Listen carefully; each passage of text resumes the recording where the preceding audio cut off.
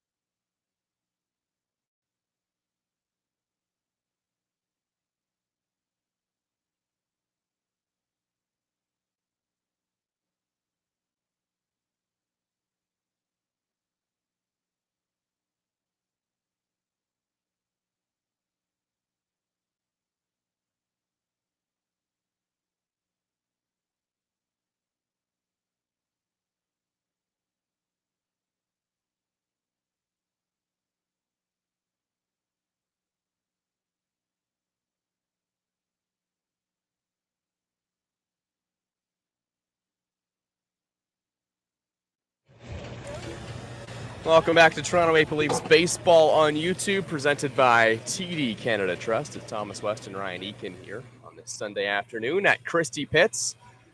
Jose Venezio leading things off for the Toronto Maple Leafs.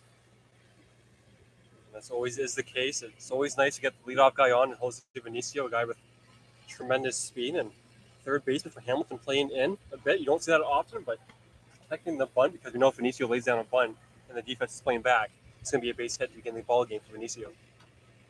Swinging a foul off by Jose Venezio. Mike Bonacorso is the pitcher into the game this afternoon for the Hamilton Cardinals. This is the guy that was part of that Justin Gideon trade that sent Justin Gideon to the well in Jackfish. Bonacorso pitches at St. Peter's University,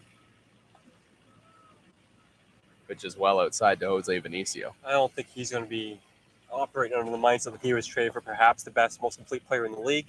That's always a tough thing to ask for, but he comes in as a guy that's pitched in college, and he's a guy that can hopefully eat innings for a Hamilton team that needs guys to eat innings beyond their imports in Salcedo, Torres, and Hernandez. Pitch is way up and outside. Jose Venezio heads down to first base.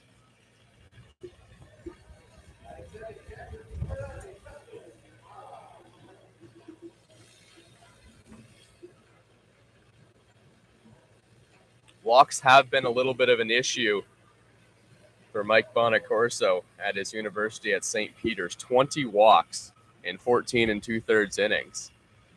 And if you're walking guys out of college, you're likely going to be walking guys here in the IBL, and it's tough for young players. There goes Jose Venezio. It was not a good pitch to run on. The throw is nearly perfect, and now Jose Venezio is going to be tagged out. He came off the bag and knew it and decided, I'll just keep going to third base, but Jose Venezio is throwing out, but I think he may have slid in there safely. Yeah, there's no question he slid in safely. If it wasn't for the fact that he maybe overslid.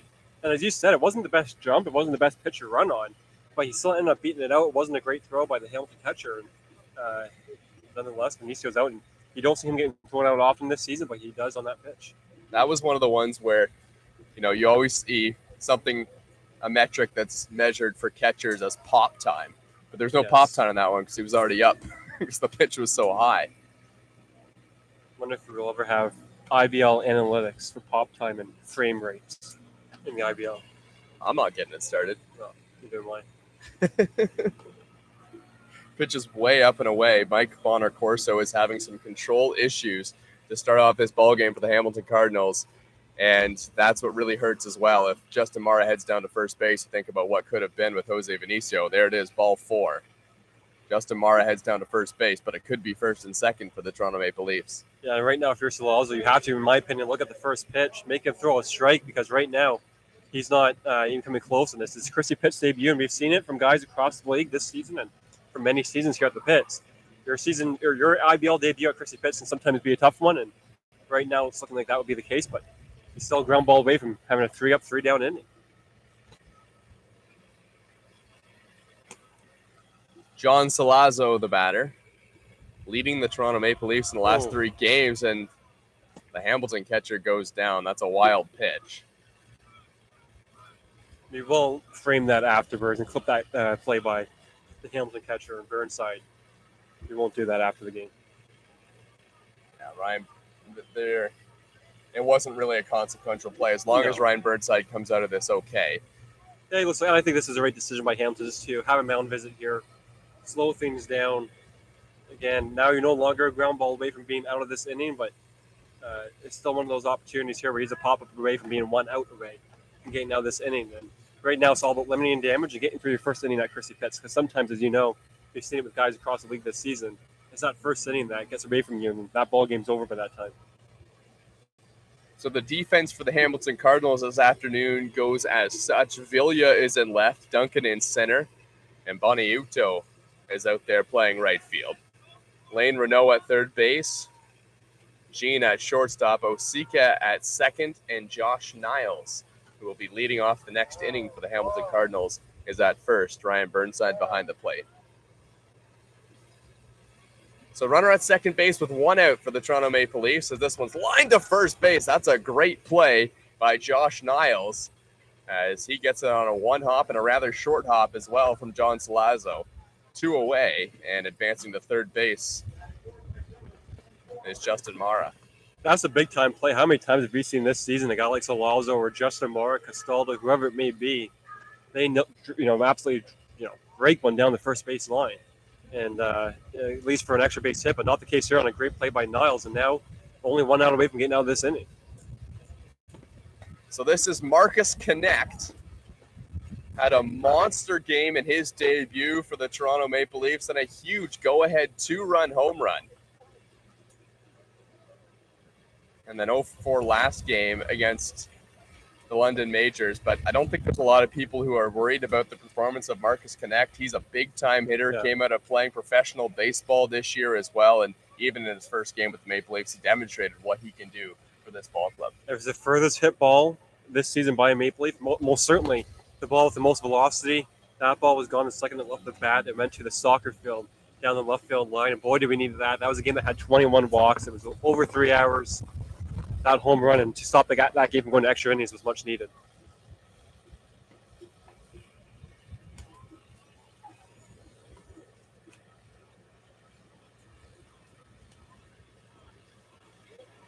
Two balls and one strike on Marcus Connect.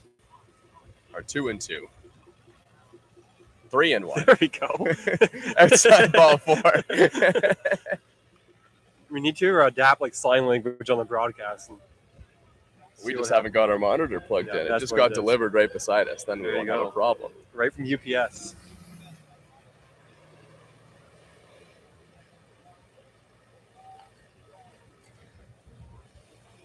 So I've been anxiously waiting for a Damon Topley at bat because I wanted to ask you a trivia question. I'm kind of giving away the answer. Okay.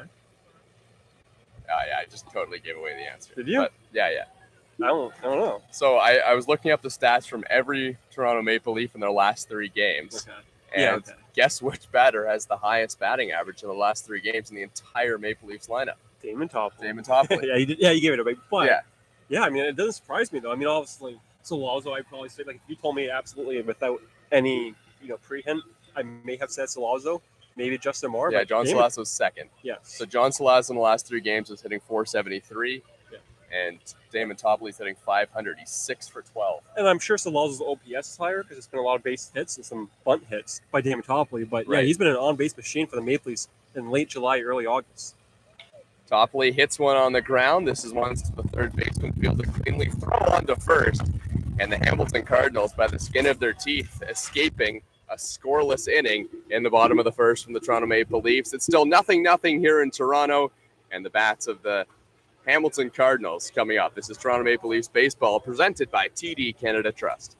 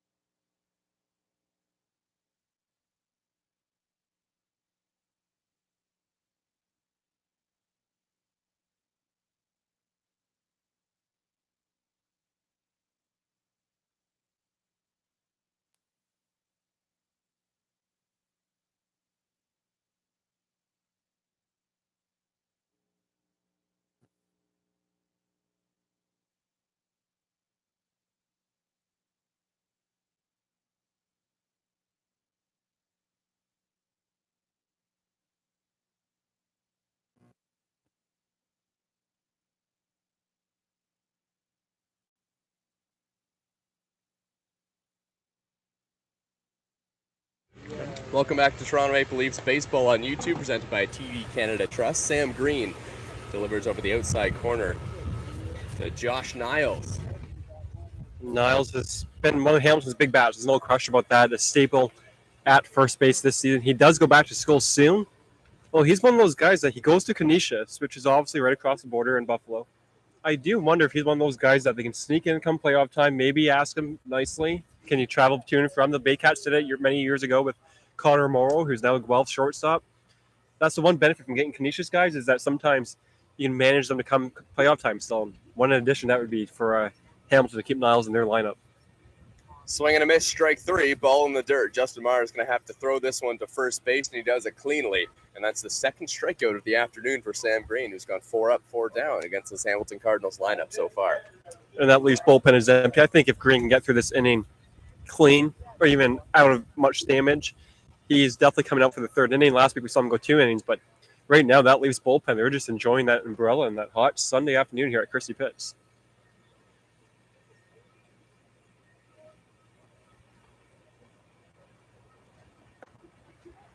First pitch from Green is in there for a strike to Ryan Burnside, the Hamilton Cardinals catcher.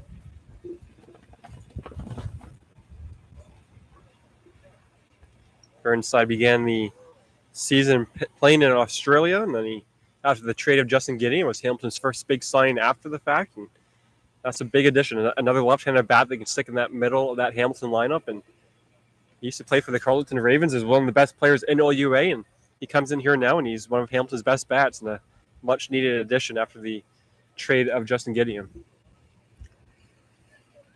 .304 average this season for Ryan Burnside. And he had a monster game against the Brantford Red Sox, but so did a lot of bats in that Hamilton Cardinals lineup. But his line was 3 for 5 with 3 RBIs. It is a bit of a stat padding. And also, that Brantford team, I mean, their junior team's playing in a tournament, so that's half their roster. Their Dominican third baseman suffered a pretty tough injury a game ago prior to that. Swing and a miss, strike three. Third strikeout for Sam Green. He gets a couple tough bats in this Hamilton Cardinals lineup, and now there's 2 away, and Sam Green is rolling here. And I'm not just saying this because Damon Topley talked to me about it, but that one outing Green had that was a tough outing against the Panthers, a game the Leafs lost in early July. You can see Green wasn't really throwing the ball with much velocity. The last 2 outings, I thought he's been absolutely tremendous when it comes to velocity. You can hear the pop out of Justin Amara's mitt. I think Green's been excellent, and he's throwing nothing but strikes. He is pounding the zone.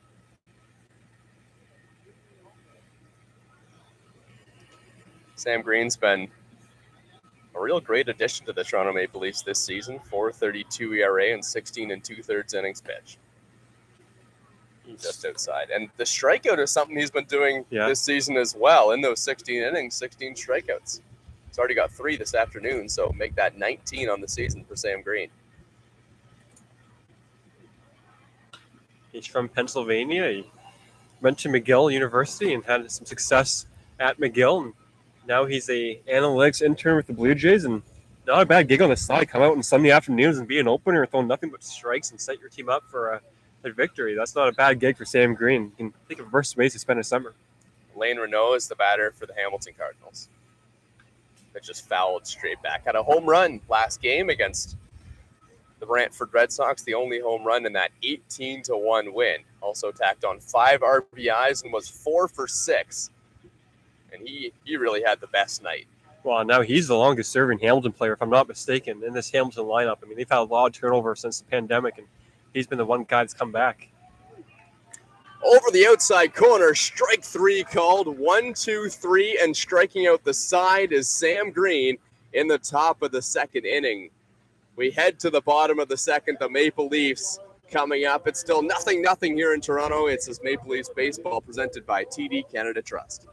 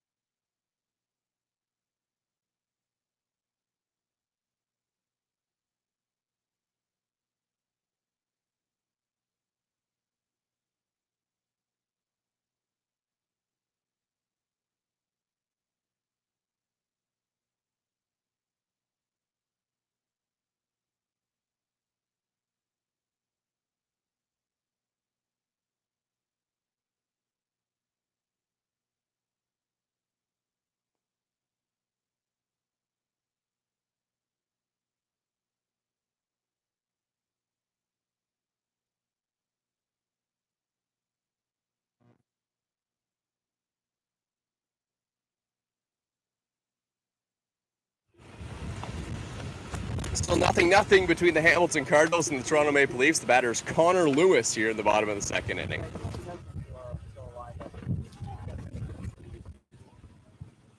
It's a windy day here at Christie Pitts. Yeah, it is howling through. Apologies if you can hear the wind on the tent above us or in the microphones. Here's a hard ground ball. John bobbles it, and now he's not going to be able to throw to first base. It'll likely be an error scored against Luis John. And now they've got speed on first base to the Toronto Maple Leafs in the form of Connor Lewis. This brings up Grant Tamani, who was 2 for 4 last game, despite the loss to the London Majors.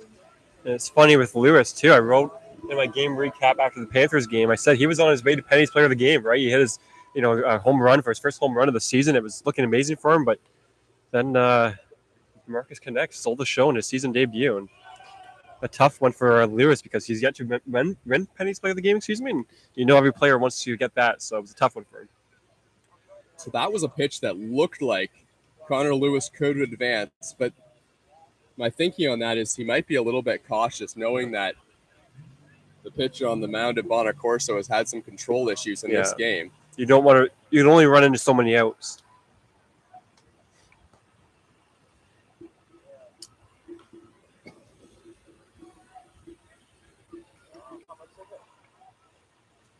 And that pitch is a breaking ball, but it hits Grant Tamani. He's all right, as that one wasn't coming in particularly fast, and now it's first and second, and there you go. That advances Connor Lewis on the very next pitch. I am not in the betting bit. Actually, I do bet sometimes, but I will bet my life savings that Dawson Parks is biting this baseball. And he's a guy that if he can get the one down the third baseline as a left-handed bat, this can be an opportunity for his first and second. Hamilton's defense is going to come in. Excuse me, second and third they will be advancing to. We got to get the bunt down. BetRivers.ca. Come get the IBL. And there's the bunt, and Dawson Parks fouls it straight back. And the issue almost here is that it's so obvious that he's bunting this baseball that even a great bunt Hamilton might be able to get the lead runner or maybe even get a pop out. Dawson Parks can get down to first base, and he's squaring around early, and he's going to bunt it straight back to the screen. You still have to try the bunt, I think, with 2 strikes. Parks had a tough game last time he came in. Actually, it was against the Hamilton Cardinals in Hamilton. Or against Welland, sorry. It's just inside. So you don't see often the team continue the bunt with 2 strikes, especially in the second inning of a ball game. But I thought they might try it there, but I don't know. You never know. Maybe Parks can put a ball in play here. Dawson Parks takes low. No, that's strike 3 called. Throw down to second base. Parks goes down looking. And there's one away. Yeah, also that's unfortunate for the Maple Leafs. Get a couple runners on him again, and Parks can't advance the runner. Obviously an unfortunate play, but it brings up Greg Carrington, who's been hitting the ball pretty well. And it'd be a nice time for a hit as he gets back to the top of the order next up with Venezio. So if we can begin to describe how much wind is coming in from center field here at Christie Pitts. That's the third person. There's a person sitting just a little bit in front of us, and that's the third person who I've seen spend 10 minutes trying to unfold their umbrella from being inside out. An umbrella today. I mean, you might blow away yourself. Yeah. Don't hold on. Greg Carrington is the batter hitting at the number 9 spot. That's a spot that Damon Topley really likes to bat. Yeah. Greg Carrington. He's not the 9th best hitter in the lineup. He's had a lot of production, but he sees him as that second leadoff hitter with Jose Venezio coming up. That pitch is just outside. The count is now 3-0 to Greg Carrington, who probably will not have the green light no here, chance. Knowing the control issues that Bonacorso has had. No chance he's getting the green light 3-0. Just on the inside corner, strike 1. Carrington trying to sell that one to be a ball 4 and a bases loaded walk, but not the case. And you have to let him swing 3-1 if it's close to the strike zone. Carrington hammers a ball. This one's to left field, but right at the left fielder, and the runners will stay right where they are. Boniuto had to move about 6 steps to his left, and now there's 2 away. And just like the last inning, the Hamilton Cardinals are just a pitch away from getting out of what looked like it was going to be a messy situation. And this is exactly what Hamilton wants right now. I mean, they're as he got action in that Hamilton bullpen down the right field line. We can't really see who was up in that bullpen quite yet, other than the fact that's a right-handed pitcher, perhaps Sam Turcotte. But no question, this has been a tightrope of all tightropes, and right now they're almost complete in terms of getting through 2 innings clean. Runner's bluff, pitches inside to Jose Venezio. It's always important in any sport, especially in baseball, to play with the lead, and it hasn't been for the lack of opportunities for the Leafs. You got to cash someone in at some point, and you got the right guy at the plate to do it. Swing and a miss by Jose Venezio, 1-1. And also that ball by Carrington was hit hard, so you can't doubt the fact that it was a great hit. It's just a matter of the fact that it was right to the Hamilton right fielder, and Hamilton will take it at this point. They'll take any outs, anybody can get it. Jose Venezio hits the ball that gets through on the Tough left play side. here. And making a big round around third base was Connor Lewis, but he retreats back, and now the bases are loaded as Jose Venezio singles into the outfield, and that was very close to being a spectacular play from Oseka. And that was a right play by Maple Leafs acting manager Dan Maurer. I mean, you have to, in that spot, hold Connor Lewis at third base. You have right now one of the best hitters in the IBL at the plate with Justin Maurer, someone who has absolutely torched Hamilton with multiple home runs this season. You have to let him, even with 2 out, and obviously 2 outs a lot more, you're a lot more liberal in terms of sending guys home from third, but you have to let Justin Maurer spin this baseball. Maurer takes inside, but you got to make sure that's the pitch you want, because strikes have been at a premium right now in this ball game. You take a walk and you bring up Salazzo, who hasn't had too bad of a last 3-4 weeks either. Breaking ball in there for strike one. It looked like Justin Maurer was taking all the way. 1-1, bases loaded, and here's the situation that after having 2 innings in a row where the Maple Leafs were knocking out the door, they want to cash one in. Maurer swings and misses at a pitch in the dirt. 2 strikes. Bonacorso 1 strike away from getting out of the jam. And you have to think, man, he might have a lot of emotion if he gets off the mound on this one, especially via strikeout. Yeah, it's the second inning. It's, no runs have come in yet, but for either team. But what a moment this would be to really keep Hamilton in this ball game. And it's looked the last 2 innings. Like the Leafs have had multiple opportunities to blow this game open. Pitches in the dirt, 2-2. To me, you can't throw Justin Maurer a fastball in this spot. Maybe, it's a catch-22 and you almost throw one because you think Justin's not expecting a fastball. But to me, you got to throw him another breaking ball and see if he can riff on one, because you don't want to throw him 2-2 fastball. Here's the ball hit on the ground. This one's to Oseka. He gobbles it up, throws to first.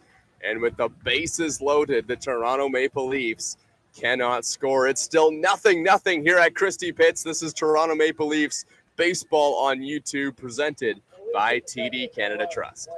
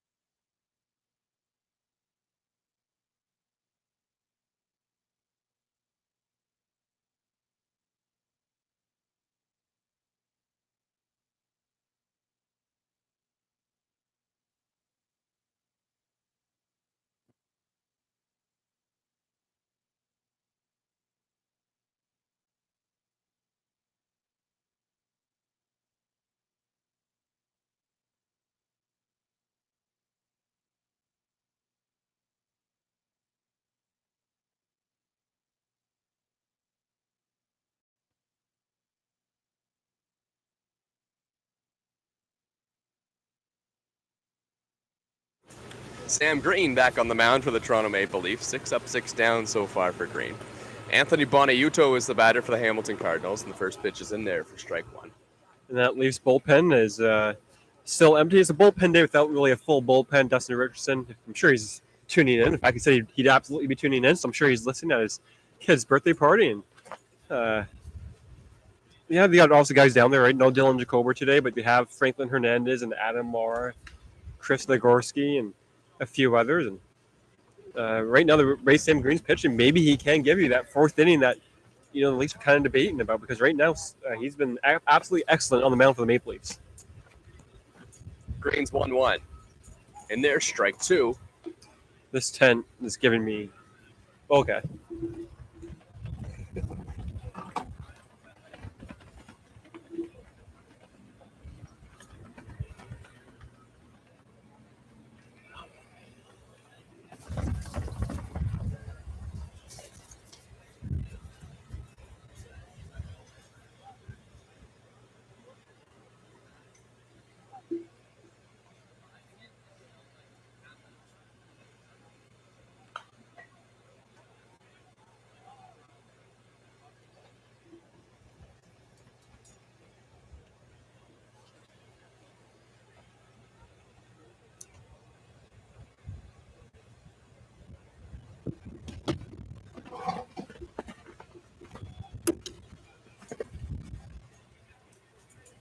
We might be in trouble here, Ryan. It's Here's the ball popped up. This could be playable for John Salazzo. Going over the fence. Yep. And John Salazzo goes over the fence. Oh my gosh! I wish we had a mobile camera. John Salazzo for the third time this season. He's going too fast. That crashes into the fence and and falls straight over the fence for the foul ball. He appeared. Oh, I don't actually know if this he's all one. right. Yeah, I'm hoping he's okay. But that was. The fence is always going to be in the same spot.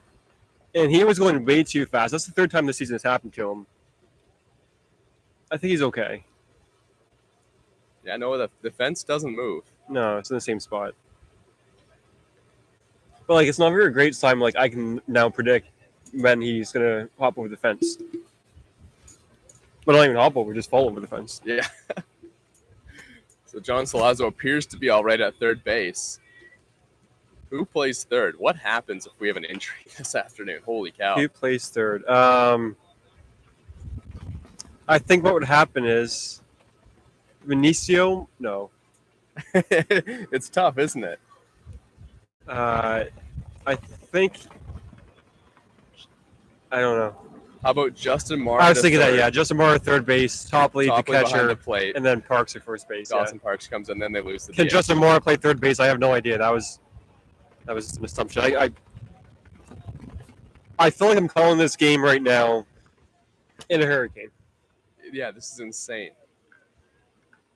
The wind is what we're talking about. The tent it lifts up and then it goes back down as the pitch is just inside. Bonacorso will head down to first base. That's the first base runner that Sam Green has allowed. That is a great leadoff bat. It brings up a Toronto native and Fox Pappas, but an unfortunate beginning to this inning for the Maple Leafs, given Sam Green was coming in throwing nothing but strikes, but a couple foul backs on that at bat, and at least we lead off walk for Hamilton, and they're going to look to take advantage, something the Leafs haven't been able to do through the first two innings. Ruben Fox Pappas is the batter. Swings and misses at the first one for strike one. The last game I called, you missed. That was Bindi, like this. The 10 ended up behind home plate. Yeah. It's coming the other way this time. Yeah. Runner at first base. Here's the pitch, and it's in there for strike two against Fox Pappas.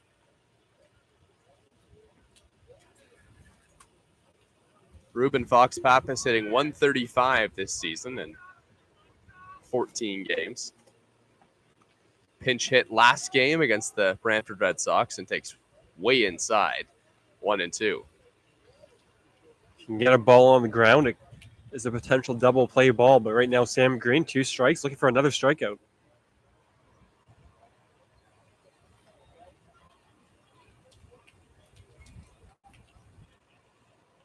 Here's the 1-2 from Sam Green. Swing and a miss. Strike 3. And that is strikeout number 6 for Sam Green this afternoon. And obviously, the baseball game is important. Obviously, that's why we're calling this game. But how do you think the status is on the 10 in terms of the pegs going in? Because I'm not a 10 guy, so I'm not an expert in setting up the pegs and what have you. So confident in this 10 not blowing over here on what I thought was going to be a nice sunny Sunday afternoon at the pits. Yeah, it'll hold. Pitches hit in the air to center field. Connor Lewis is under it. He makes the catch 2 away. Sam Green allows just the walk in the inning, but still rolling here in the top of the 3rd. Yeah, the 10th will hold. It'll hold. I think that was largely the issue last time. I was the one that set the 10. Don't out yourself like that. Well, I'm not a 10 guy. Tristan Oseka is the batter. Struck out in his first at-bat. But half the lineup has struck out against Sam Green so far this afternoon. I can see Hamilton putting the guy on first base, taking him off to second base, and trying to get a base hit from Oseka to give Hamilton a 1-0 lead early. Although Oseka, you go back to last Sunday, he had a walk-off home run against Guelph. Andrew Case, the former AAA pitcher with the Blue Jays. And it ended Hamilton's long losing streak. So that was his biggest moment in his IBL season, to say the least, if not his whole tenure in the IBL. And it was quite the moment for Oseka. Swing and a miss. That was a foul tip into the glove of Justin Mara. Tristan Oseka hitting .254 this season, but as mentioned in the first, hitting much better of late. Sam Green trying to get out of this inning.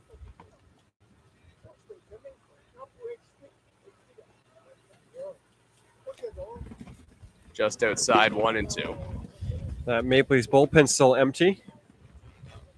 Sam Green pitched 2 innings last week and looking to pitch a 3rd inning here today.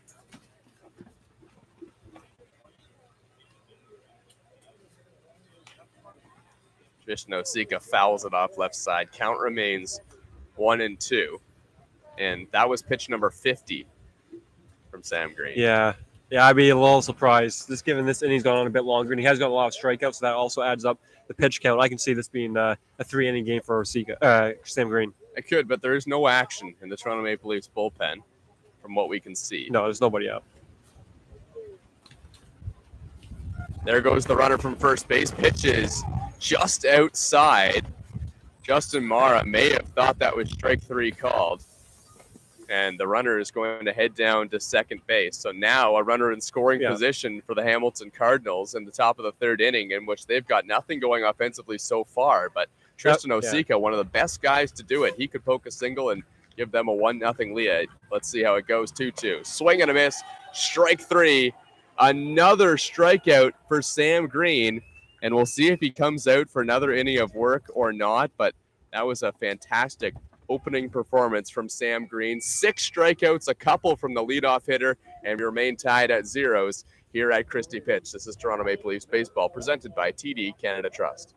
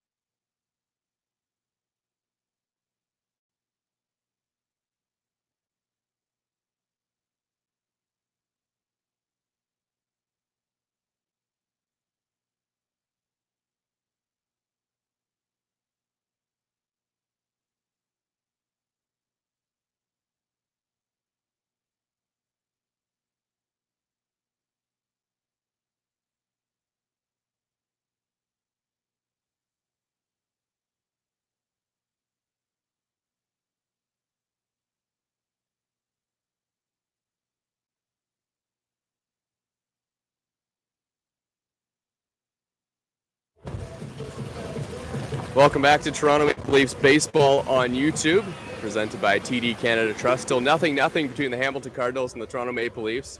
So Jordan Castaldo is not in the lineup tonight, but he is at the ballpark, and we have him sitting right next to us as the first pitch just popped up in foul in the broadcast booth with Ryan and I. Jordan, how you doing? I'm doing okay. Could be better. Just looking forward to get back on the field, getting healthy. And how tough is it for a guy like you? I mean, going back to your time at the Baycats, you played almost every game, maybe missed one game or two games max this season. Just how tough is it knowing that you're at the ballpark? It's not like you're on vacation or anything like that, and you just can't play right now. Yeah, no, it is tough, especially for that exact reason. I've for a large part of my career remained healthy. I think even those 1 or 2 games those years in Barrie were probably lost because of work commitments and stuff like that. So.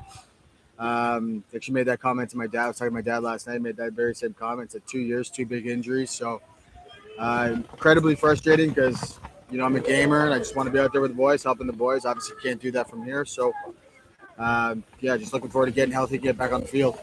Yeah, how tough has it been for you too? In terms of you played one game and then you don't play the next, and you're kind of going back and forth. How much of the last as a grind the last 2 weeks been for you? Yeah, I mean it's frustrating because we're not really sure what it is right now. I mean, just waiting on my appointment to get some imaging done, but it certainly is frustrating. One day it feels okay, good enough to DH, and then I go wake up the next day and it feels better just moving around, living my day-to-day life, and when I get here, and then it's like a whole nother experience. So incredibly frustrating not knowing what's going on exactly at the moment, but we're in the process of getting that sorted out. Once we do, you'll be able to take steps in the right direction. So Marcus Connect is the batter for the Toronto Maple Leafs. John Salazzo, for the second time, grounded out hard to the third baseman.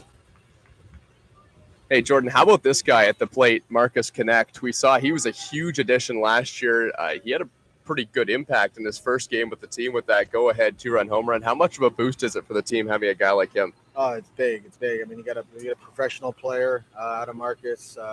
Somebody's got a huge passion for the game, loves being around the game, thinks the game.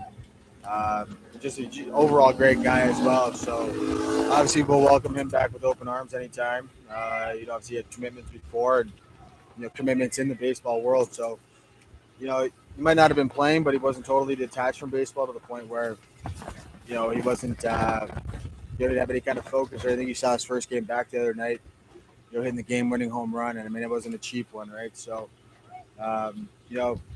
welcome back with open arms because he's such a great outfielder as well. And many people talk about that about him because it just makes it look so easy out there. But really, Marcus is probably one of the most sure-handed, probably best defending quarter outfielders I've ever played with. And me and Marcus go back to actually our Oshawa, the Ontario Blue Jay days. So I'm fond of him.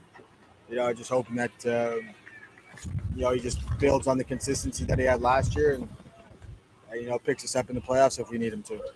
Yeah, and last season, you guys had a nice mix of lefties and righties. Obviously, we all know the lefties in the lineup. And last season, it was Sean, Riley, Takamatsu, Connect. How nice is it to at least get Connect back, and now you at least have a righty, so that way maybe you guys don't have to face all these southpaws coming out of different teams' bullpens. Yeah, no, we definitely are left-handed heavy. I think there's a couple teams in the league like that. It's like every year there's more and more left-handed pitching in this league. So it's nice to kind of get that balance.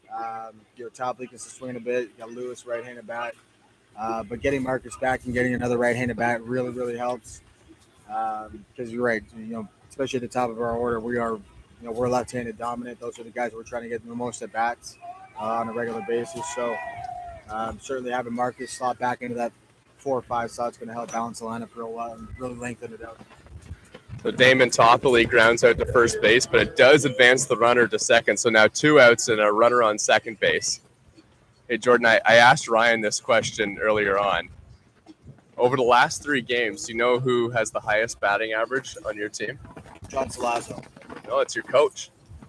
Good. Yeah, John Salazzo. I mean, Thompson's always hit as long as I played with him or played against him. I didn't say it must be a quiet number. Then. The OPS isn't high. The OPS probably matches the batting average, I'm sure. But there you go, Lewis. Good from the middle. That one gets up the middle. Here comes the runner around third base. It's Marcus Connect. He will score. And the Toronto Maple Leafs. And that's another element of Marcus's game that doesn't get talked about. I mean, when he really wants to, he can still pick him up and put him down. So, adds that additional element of speed. Now we know who the backup color commentator is if I miss a game. I mean, that's expert analysis from Jordan Castaldo, a former Triple Crown winner, 2-time regular season MVP, 1-time playoff MVP. But I have to say, I think 4 or 5 times playoff. yeah, there was one up in 2016 in this ballpark. I think you should have gotten given a championship clinching game against the Maple Leafs, and he had 2 bombs in that game, and that capped off an amazing playoff run. But I mean, you hit that go-ahead home run in Game 1 against the Leafs, and you've tormented this former team of yours many times. But how nice is it to be back and kind of wrap up? Everything comes full circle here back with the Maple Leafs at Christie Pitch, where really it all began for you. Yeah. I mean, and that was big. I mean, I was actually talking to Salcedo before the game. Talking about those last couple of years in Barrie, and I'm on the record a bunch saying I would have loved to go back and try to get 7 in a row. But kind of once everybody started moving out and moving on, it made total sense for me to come back to Toronto. I mean, on a good day without traffic, I can get here in about 10 or 15 minutes. So, it makes sense. I've played here since high school. There's a deep drive to right field. Got some play-by-play. Finish it. Yeah, and the Cardinals retired Maple Leafs in the 3rd or the 4th year? Sponsored by TD Canada Trust. So, yeah, definitely it's nice to be back here. Again, my parents get to come to most of these games, which is big. So just hopefully looking forward to getting everybody else in the ring who hasn't had a chance to experience one of those yet. There's absolutely no Thomas, you can go back to commercial, but what's the odds that we can get you perhaps for one last half inning? Yeah, we can do that. All right, one more half inning with Jordan Castaldo coming up. This is Toronto Maple Leafs baseball presented by TD Canada Trust.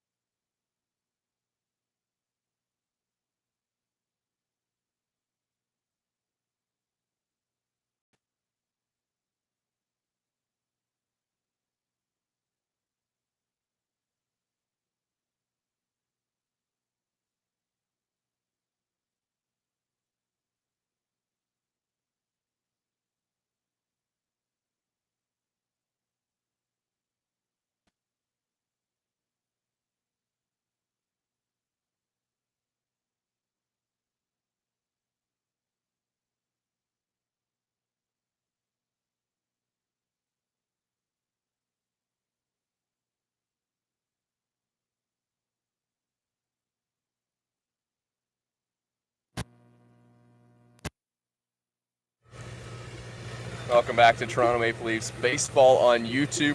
1-0 with the RBI single and Marcus Connect coming into the score. The Toronto Maple Leafs leading the Hamilton Cardinals. As first pitch is way up and in from Sam Green, who's getting another outing, and we're still joined by Jordan Castaldo on the broadcast. Jordan, we've seen a dominant performance from Sam Green so far. Has this been one of the young guys that's really impressed you this year? Yeah, very impressed by Sam. Love his story. I think he really kind of tapped into his baseball talent, later in life. He's a little bit of a late bloomer, but love what he brings to the table. Gets in there and really attacks with his fastball. He's got a sharp slider, a lot of depth. It goes strikes, and that's the biggest thing. Little play in the right field. He's all around the plate all the time, and he competes, and he doesn't complain out there. He gets squeezed a little bit, just gets back on the mound, tries to make a better pitch. But I'm a big fan of Sam Green. Loves what he brings to rotation, loves what he brings to the team.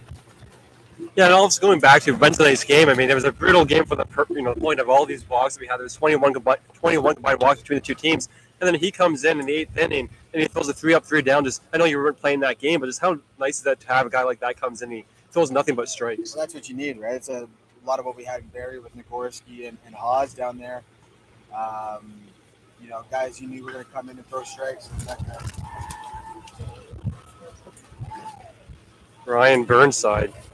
No, there's a foul ball. Your thoughts? Hard to tell from here. It looked foul to me.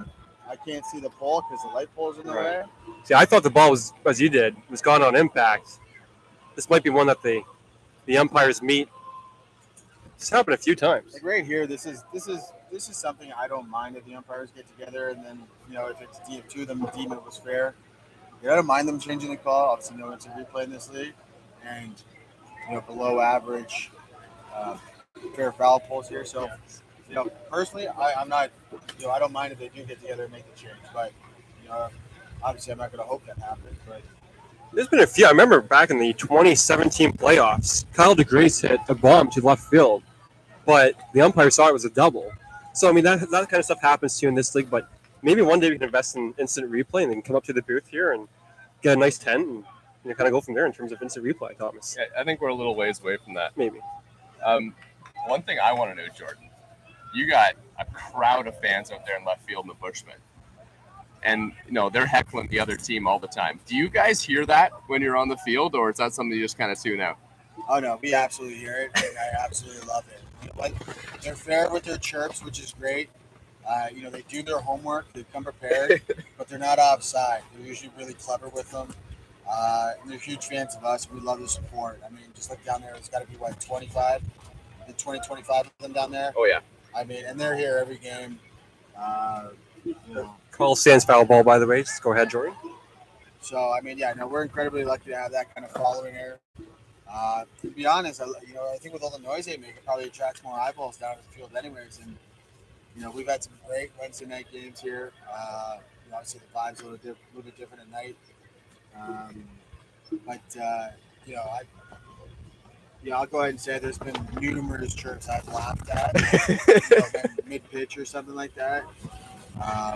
Like I said, it's all done in good fun. They're not offside.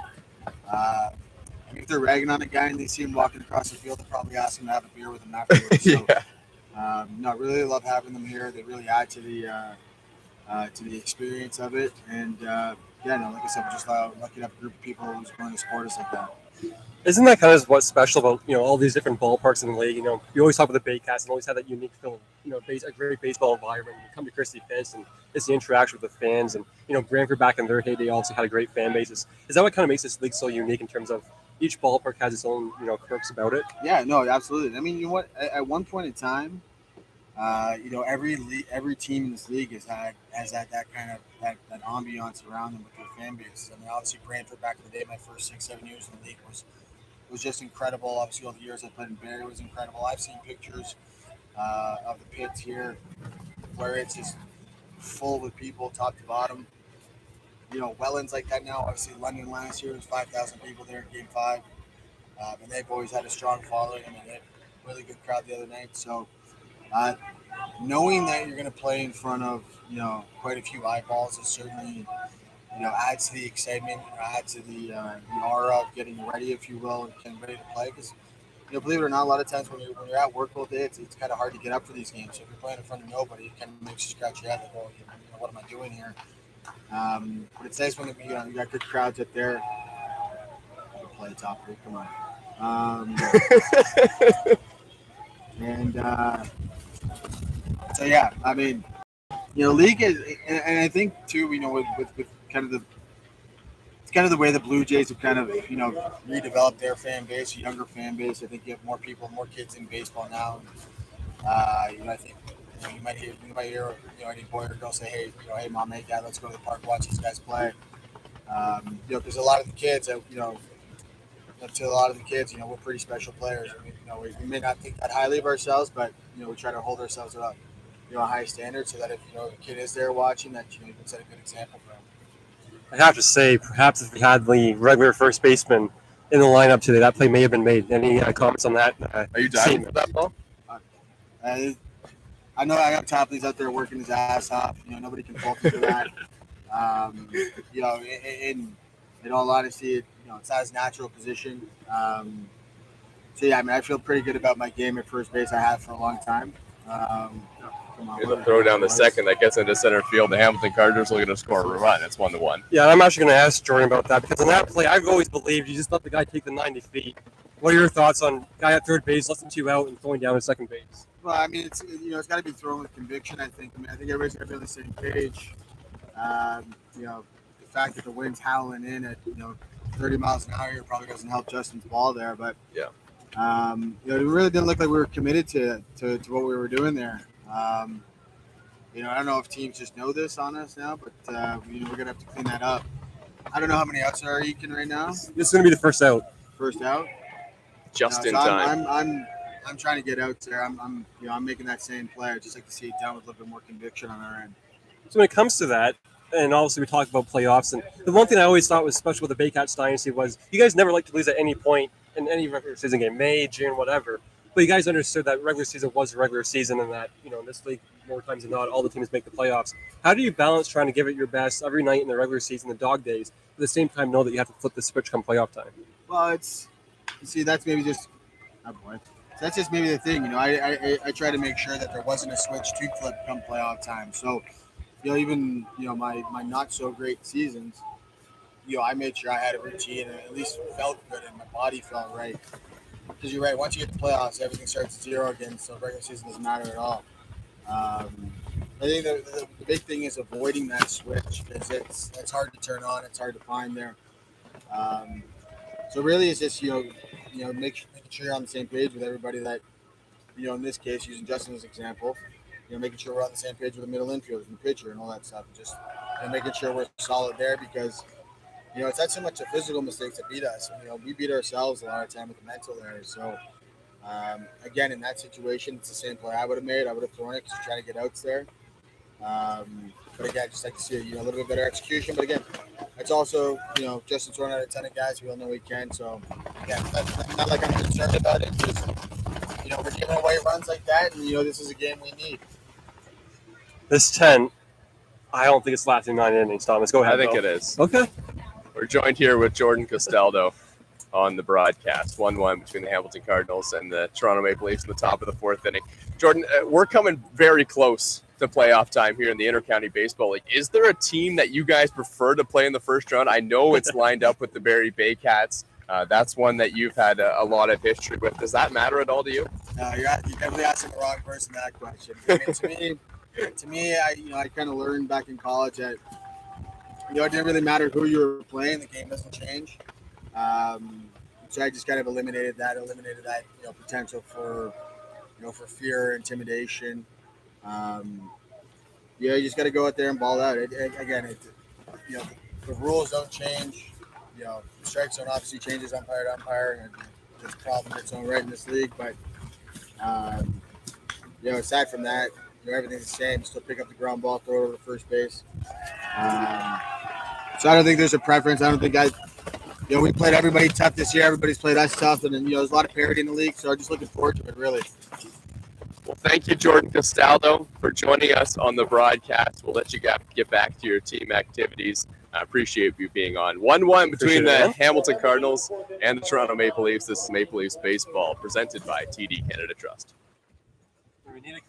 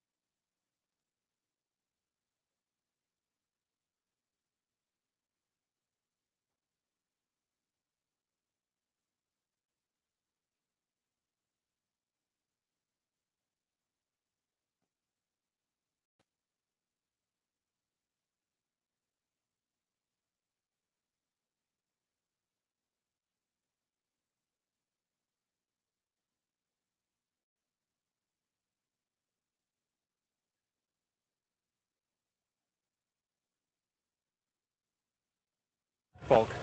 Welcome back to Toronto Maple Leafs baseball on YouTube. Let's get you caught up on what you've missed here this inning. Ryan and I Yes. had to catch our tent that was about to blow away. I knew it, man. I said it. I was not confident at any point that tent was going to last. It's a windy day at the pits. So there was a balk by the pitcher Sam Turcotte Yes. for the Hamilton Cardinals. That moves Greg Carrington to second base, who flared one down the left field line. That went for a long single. So now there's a runner on second with one out for the Toronto Maple Leafs. Jose Venezio is the batter. Venezio lays down a bunt. It's a pretty good one to third place. It's going to take a great play to make it, and he won't. And Jose Venezio did not see that there was no one at second base, and he could have just cruised in there to second. And that recaps the bottom half of the fourth inning. And the in between, though, Hamilton manager Jeff Lounsbury, I believe it to be him. Maybe it was their first base coach. Someone got ejected.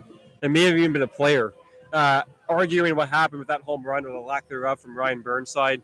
Can we tell if it's a home run from this angle? Absolutely not. Well, I have some evidence. I mean, if you're out there in left field, it hit on the foul side of the foul line, the Little League diamond. There goes Jose Venezio to second base, and they got him picked off. Jose Venezio races back to first, and he'll be thrown out. Throw back to third base. And that was a good play by Lane Renault, the third baseman. That ball almost went down the line. Jose Venezio was caught stealing for the second time in this ball game, and he knew he was out as well. It's first and third with Justin Mara up to the plate in a tie game. I'm not sure where Venezio's going. If he's going, at least take off, right? Don't stop halfway through. Force the catcher to make a great throw and all that. That was a questionable play by Venezio because that was 2 out with Justin Mara at the plate. In fairness to Ryan Burnside, he did make a really good throw down to second base. This wasn't necessary. And Ryan Burnside's a good defensive catcher for the Hamilton Cardinals as well. But Jose Venezio can't run into 2 outs on the base path. Well, that's why you asked Castaldo that too, because there's a couple seasons that DeGrace, who was always a Baycats catcher, he got injured. He suffered a couple tough ones, and there was a moment in time where he was the kind of the de facto backup catcher, believe it or not, for the Baycats, and he had to catch some games. So when I asked him that question, I wasn't asking him to be like a Monday morning quarterback. He's a guy that's been in the catching position not that many seasons ago for the Baycats, so he's got to can catch. There's a pitch in the dirt. Ryan Burnside makes another good defensive play to stop Carrington from scoring on the wild pitch.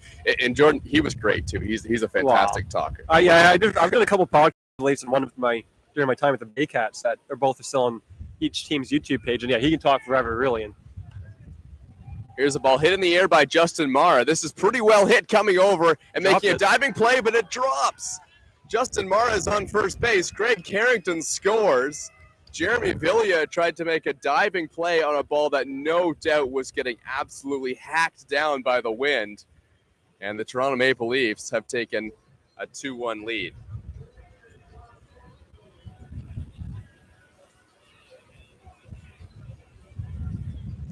Yeah, in all fairness to Jeremy Bilia, that was probably a brutally difficult play. I've never seen wind like this at Christie Pitts. I really haven't. And I'm not a weather expert, but I wasn't under the impression that today was going to be windy. We thought maybe some thunderstorms perhaps around 7 o'clock. This is a windy day here at the hillside of Christie Pitts.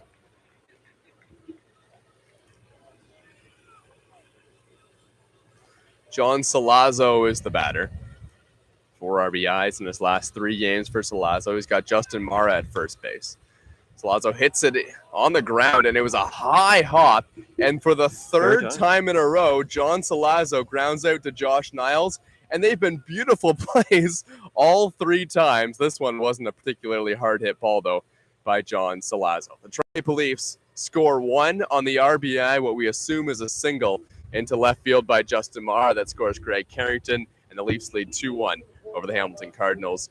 We head to the top of the 5th inning. It's Toronto Maple Leafs 2, Cardinals 1. Thomas West and Ryan Eakin. This is Toronto Maple Leafs Baseball on YouTube, presented by TD Canada Trust.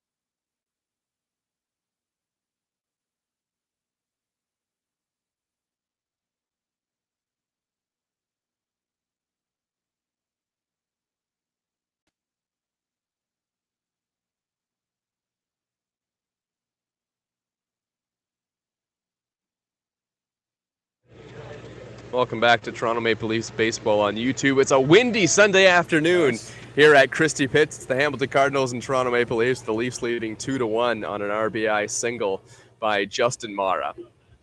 We're in the top of the fifth inning here at Christie Pitts. And look who's back on the mound for the Toronto Maple Leafs. Yeah. Sam Green coming out for a fifth inning of work, and I don't believe that's something that Sam Green has done this season. And my sources prior to the game said that wasn't even an option. It was 4 innings max. It was that's coming. Whoa. That was the closest that we've got to getting a foul ball. Where did it go? It went right down where these two ladies to the right are sitting. It came because it hit off the tree, and it came right down to them. Here come the kids flocking in. That was the closest one to us. Yeah, it was close. Thomas, as I was saying to you. Here's the ball hit in the air. This one's deep to left field, and that's going to be way foul. As I was saying to you pregame, I was the victim of a line drive during batting practice, dead center, that I was the victim of. So that happened on Wednesday evening, and this heads up on the hill. Sam Green delivers outside 2-2.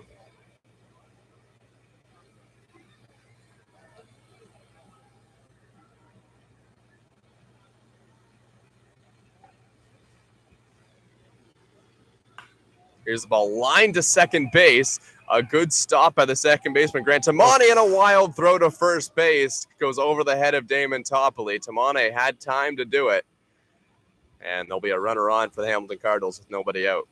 Yeah, it was a fine play by Tamani. He didn't need to corral that off the hop. He didn't. He just kept the ball in front of him. He had lots of time, and that's a tough one for the Leafs, right? Because, again, you could have had the first out to begin the inning, and instead of anything but.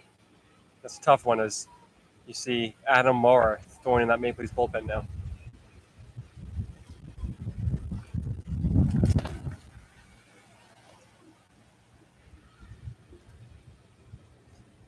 Sam Green has a pitch count now of 64 with nobody out here in the top of the fifth. We'll see if he can get through this inning. He is starting to get hit a bit hard right now. Obviously now third time through the order soon. Hamilton's starting to see what he's made of, and it's definitely not what you saw early in the first inning where he's blowing fastballs and sliders by guys, but an impressive outing nonetheless. And quite frankly, he easily should have had the first out. That's a play like Grant Tamani. We talk about getting ready for the playoffs. That play has to be made every day of the week. Here's a ground ball. This could be two, and a little bit of a bobble. Still throwing on to first. Damon Topley the tag. Oh, and Damon thought he had him at first base. Runner at second is out. Fox Pappas is just able to beat the tag of Damon Topley. And you got to make sure if you're Damon Topley, you don't get. They're going to talk about it. I thought that one, even from the top of the Christie hillside, was pretty obvious. But nope. I think they might have called no tag on Damon Topley. There was no question that he tagged him in time, but I think they said that Damon didn't touch him. Oh, that would be, that's the only possible way. There's no way, unless he avoided the tag, that he got to first base successfully. That's still a play that you take if you're the Leafs, as Fox Pappas is not as fast as the lead runner. But again, that's another play come on. It's a little bit tougher as Venezio didn't corral it completely clean, or transfer it to his hand completely clean. That's still a play that you'd like to make in turn two. Hamilton Cardinals on a 2-game win streak. That in jeopardy, trailing by 1 run to the Toronto Maple Leafs, and this game is far from over. Well, this is the third and final game Hamilton plays here at Christie Pitts this season, and all 3 games have been close. I mean, obviously, we'll see how this one plays out for either team, but the first 2 games, it took a major comeback by the Maple Leafs in the 9th inning. Here's the ball lined into center field. That one's going to get down. Connor Lewis comes over quickly and cuts it off, bobbles it in the outfield, but keeps it in front of him and holds the runners to first and second. And now the floodgate's starting to open up just a little bit on Sam Green. And that's the cue to the bullpen as Dan Mara, acting manager, comes out to pull Sam Green out of the ballgame. It'll be Adam Mara coming into the game when we come back. It's the Maple Leafs 2, the Hamilton Cardinals 1, with 1 out here and 2 on in the top of the 5th inning. This is Toronto Maple Leafs baseball presented by TD Canada Trust.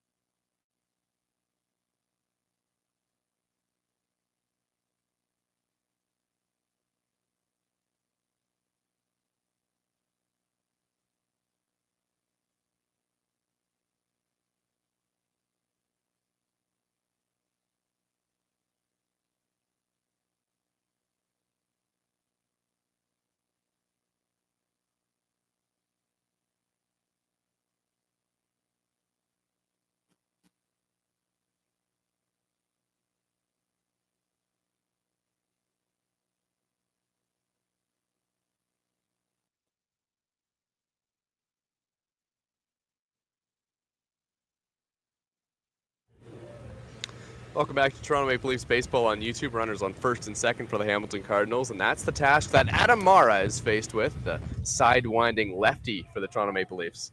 Mara had his worst outing of the season on Wednesday against the Panthers, allowing a grand slam to Liam Wilson. The Hamilton laid down a one here. I'm not sure if they know there's one out or not. But besides that Wednesday's tough outing for Adam Mara, there's no question the season he's had. He's been outstanding. Faced a couple of righties here, though, so not exactly the spot that you want a soft throwing lefty in per se, but that's the faith that Dan Mara, his older brother, has in him. Mara brothers pitching to each other, pitches way outside 1-1. I think the logic on the bunt there may have been this is the number 9 hitter, Jeremy Velia, and it would bring up Tristan Oseka, but Tristan Oseka has struck out in both at-bats he's come up in this ball game. It's a pretty good number 9 hitter, though. You look at his number, he's had a nice little season.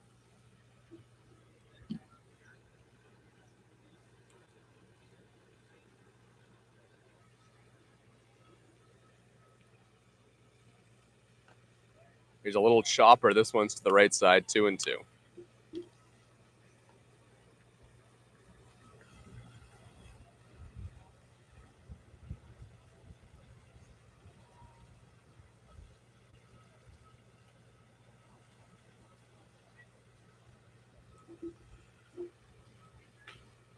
Oseka hits a ball in the air. This one's going to get down and may score a run. Here it comes to the plate. The throw is way offline.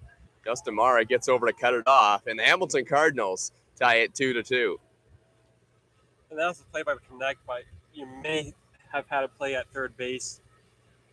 Either way, those errors have come back to haunt the Maple Leafs for a second game in a row right now. And this is a tie ball game at 2. So here's Luis John. Let's be head into the bottom of the 5th inning. This is not the spot you want to be in against Hamilton because, again, they have a bullpen here that they can really go to, and between Torres and Hernandez, they can really tighten the ball game up. So, Leafs no question could use a ground ball here and turn one double play successfully. There goes the runner from first base. Throw down to second. Runner's coming to the plate as well, and he's safe at second. And the Hamilton Cardinals will score and steal a run. Grant Tamane thought he was able to put the tag on the runner to get the out, but the Hamilton Cardinals come home and score a run, and I think the Leafs may have forgot how many outs there were. It's tough, right? Because it's been a sloppy inning. It's been a sloppy, all 3 runs have come via a decent amount of sloppiness. Again, it's Friday's game. The Leafs were committed to the fact that that was a sloppy game, and they wanted to own that one. But it's been another tough one tonight in terms of defensive mistakes and lapses. There's no question. So the Hamilton Cardinals steal a run, and now they have a runner on second, and there's still just one out.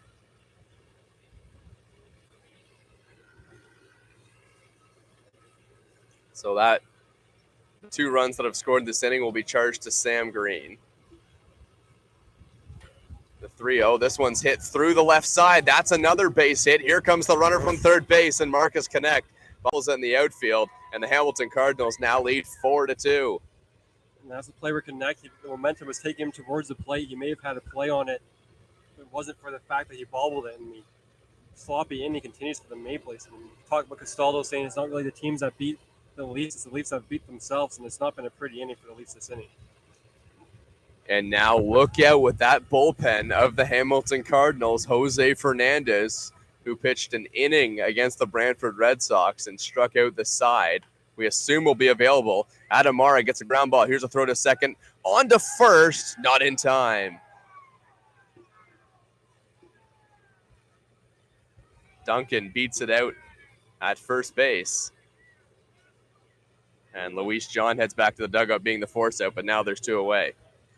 And you look at the out-of-town, Kitchener beating the Baycats 8-1, a Baycats team that is extremely shorthanded this weekend. And it's an opportunity for the Leafs to almost really lock down that 4th seed and, host game 1 at Christie Pitts on the following Wednesday that the playoffs would begin. And it's a game you don't want to waste for the Maple Leafs. And obviously there's still lots of baseball left, but a tough inning here for the Maple Leafs.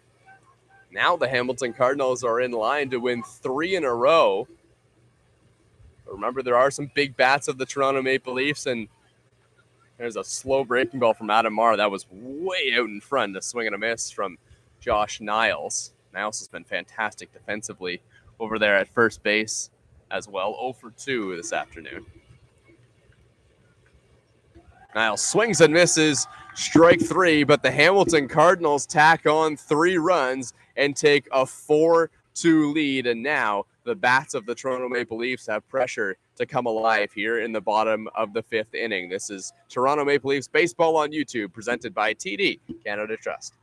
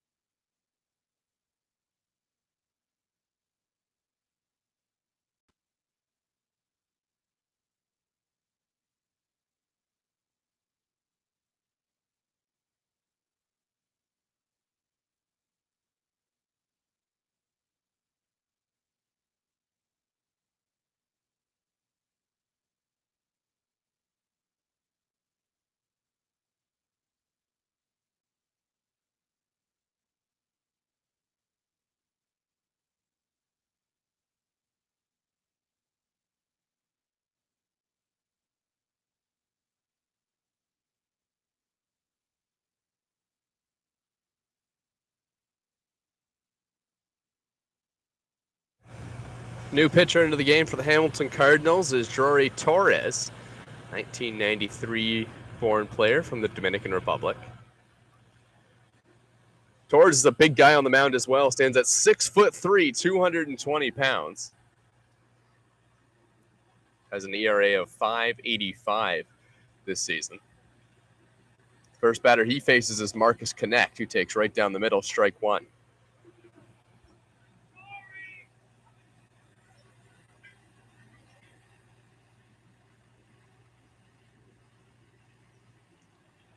Marcus Connect has walked in each of the 2 at-bats that he's had this game and swings and misses. Now 0-2 on Connect.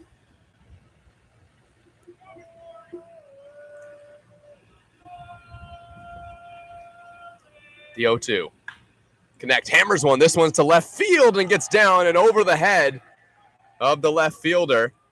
Connect will round first and head to second base. Jeremy Velia came in, then went back, and it ended up being out of his reach. And Marcus Connect leads things off with a high exit velo leadoff double.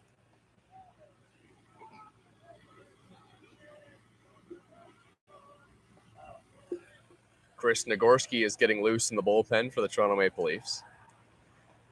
Damon Topley, the batter, came into this game 6 for his last 12, and the Maple Leafs need a single here. Topley hits one into left field. That one's going to get down. Marcus Connect had to hold up to make sure that one fell on the outfield green. He's at third base. It's first and third with nobody out for the Toronto Maple Leafs.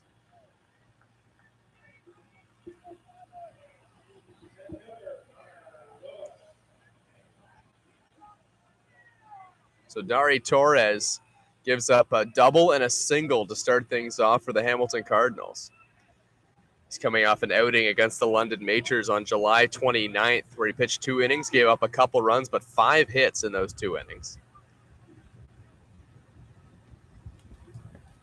Torres has struck out 19 batters and walked 3 in 20 innings pitched for the Hamilton Cardinals this season. But Rory Torres has a knack for taking the decision and not on the good side of the decision when he comes on the mound as well. 0-4 this year with the Cardinals. There was a meeting on the mound led by Luis John, the shortstop for Hamilton. First and third, nobody out. You have to think this is a scenario where the Toronto Maple Leafs needs to score a run, and they have Connor Lewis at the plate. Then Grant Tamane is on deck as well. Connor Lewis or Grant Tamane was 2 for 4 last game against the London Majors. The pitch to Lewis. He's going to lay down a bunt, but puts it foul. Strike 1 on Connor Lewis.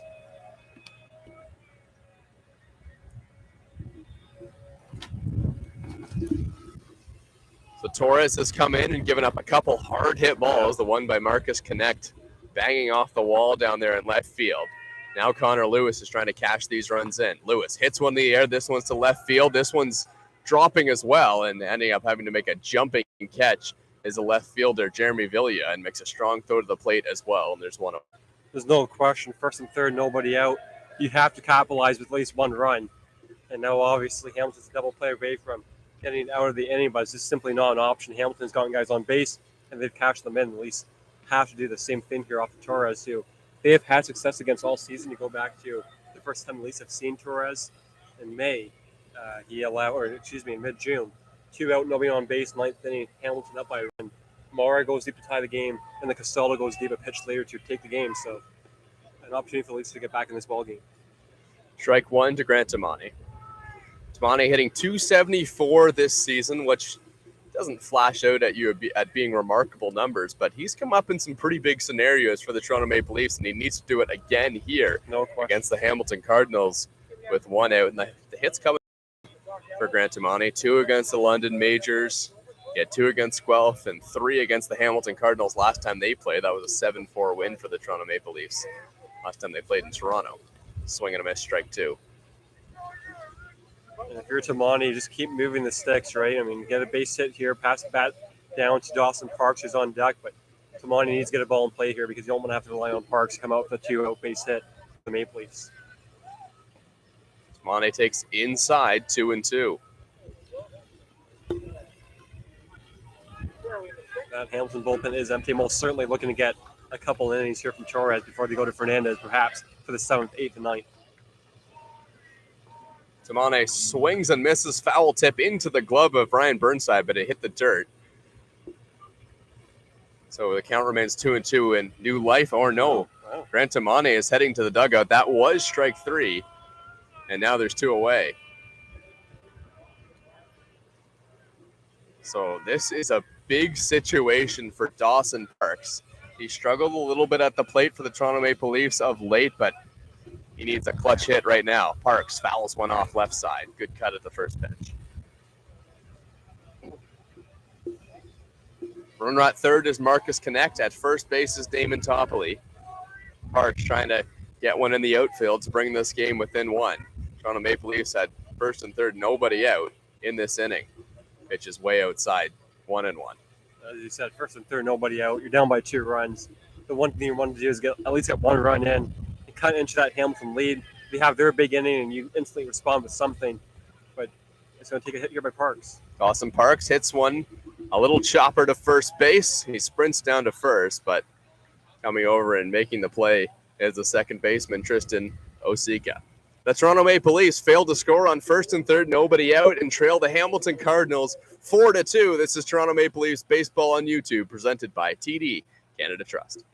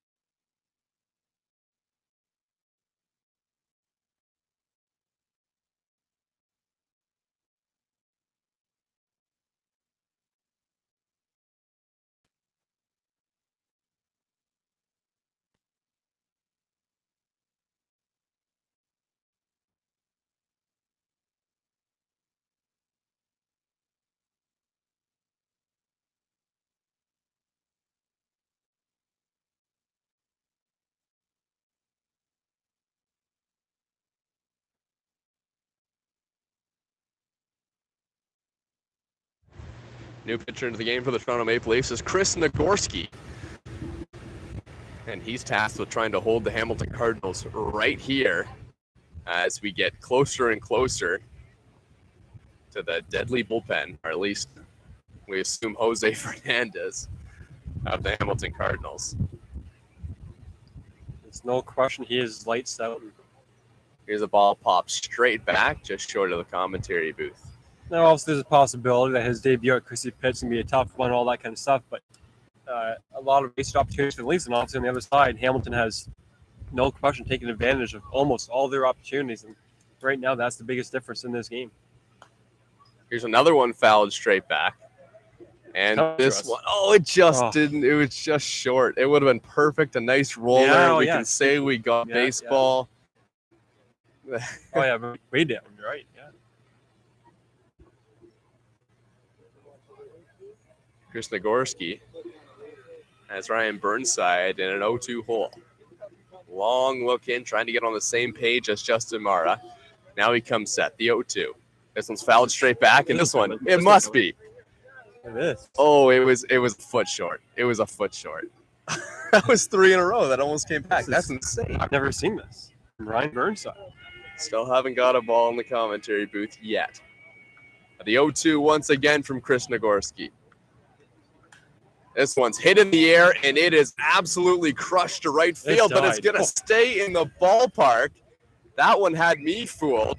The wind knocking it down, and that may have been fortunate for the Toronto Maple Leafs. Flies out to Marcus Connect. I don't think you got fooled by that one. The whole Hamilton dugout made noises on that one too, but it straight up died, and a loud first out for the Maple Leafs here for Hamilton in the top of the 6th inning. That one had the Greek Island Grill sign written all over it out there in left field. Another ball hit in the air, and that one's going to get down in left field.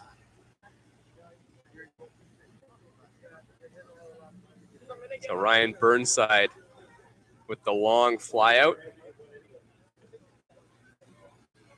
And then Lane Renault is able to dish one in the outfield. He's been a hot bat of late for the Hamilton Cardinals. 2 loud, one out and 1 base hit against Nagorski. That Maple Leafs bullpen is empty. Obviously, they have Franklin Hernandez, but not a bunch beyond that in this game. A little bit shorthanded a bullpen for the Maple Leafs, which isn't always ideal on a bullpen day. But Sam Green gave the Leafs quite the outing on the mound to begin this ball game. Just outside, ball 1 to Anthony Boniuto.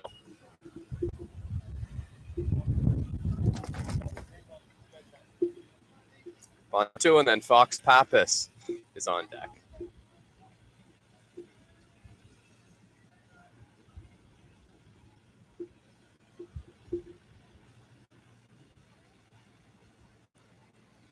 And Boniuto comes into this game hitting .286, the left fielder this afternoon for the Hamilton Cardinals. That one's inside, 2-1.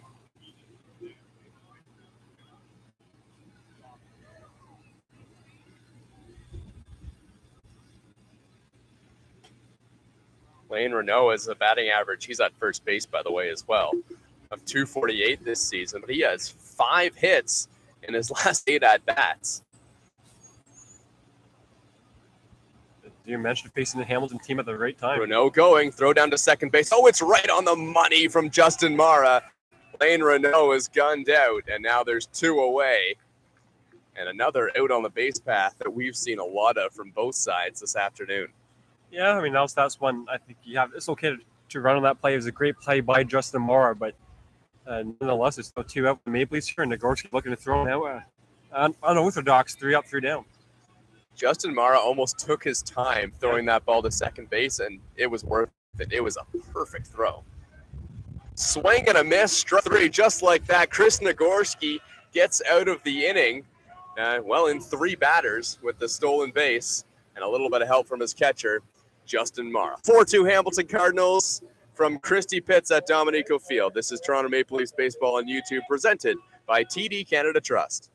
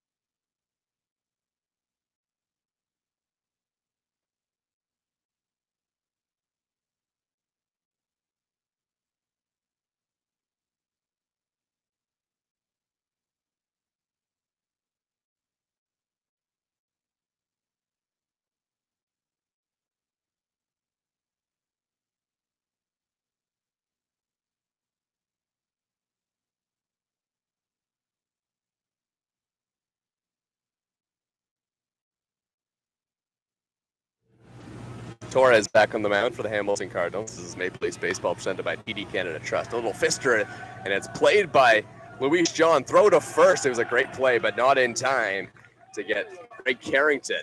I have to say, I thought that ball was going to the outfield every day of the week, and it ended up being a close play. And now there's just simply no question. The Leafs have to get going here offensively. I mean, you're running out of outs here in the bottom of the sixth inning, and really, again, we talked about it top of the broadcast. Hypothetically speaking, Hamilton has the lead late. They can go to Jose Hernandez, and I think that's going to be what you see soon for this Hamilton team. Torres against Venezio. And to me, you can't run on Ryan Burnside. He's shown enough to me in this ballgame that you can't run on him. Don't run into any outs. Just hope that top of the lineup can do something where you have to play small ball.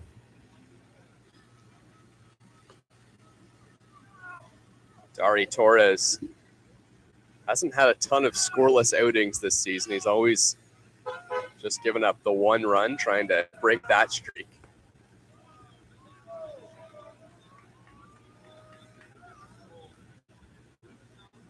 And he's also never pitched 3 innings, so we would expect that it'll be Jose Hernandez.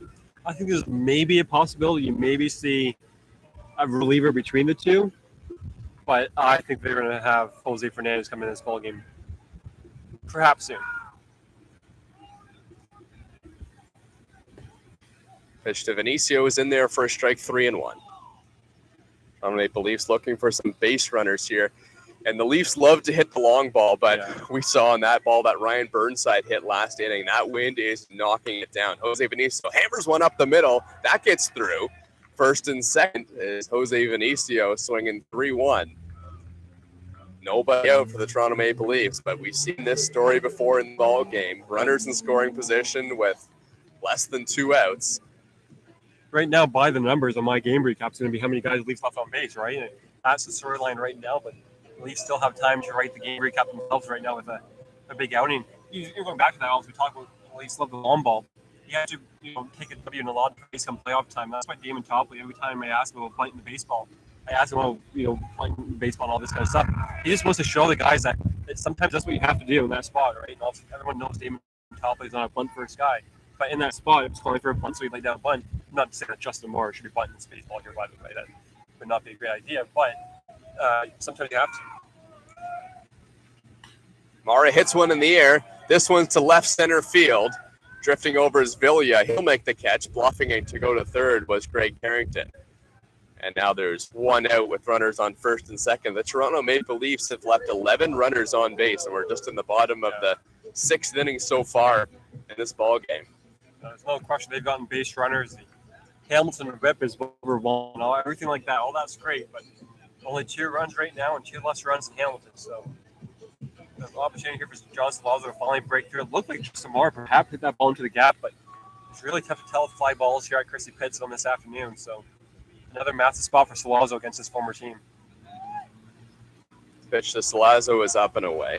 Salazzo hasn't had a great day at the plate so far, 0 for 3. One could look at that as he's due for a base hit, or one could look at it the opposite way as well. Salazzo takes over the outside corner. It's 1-1.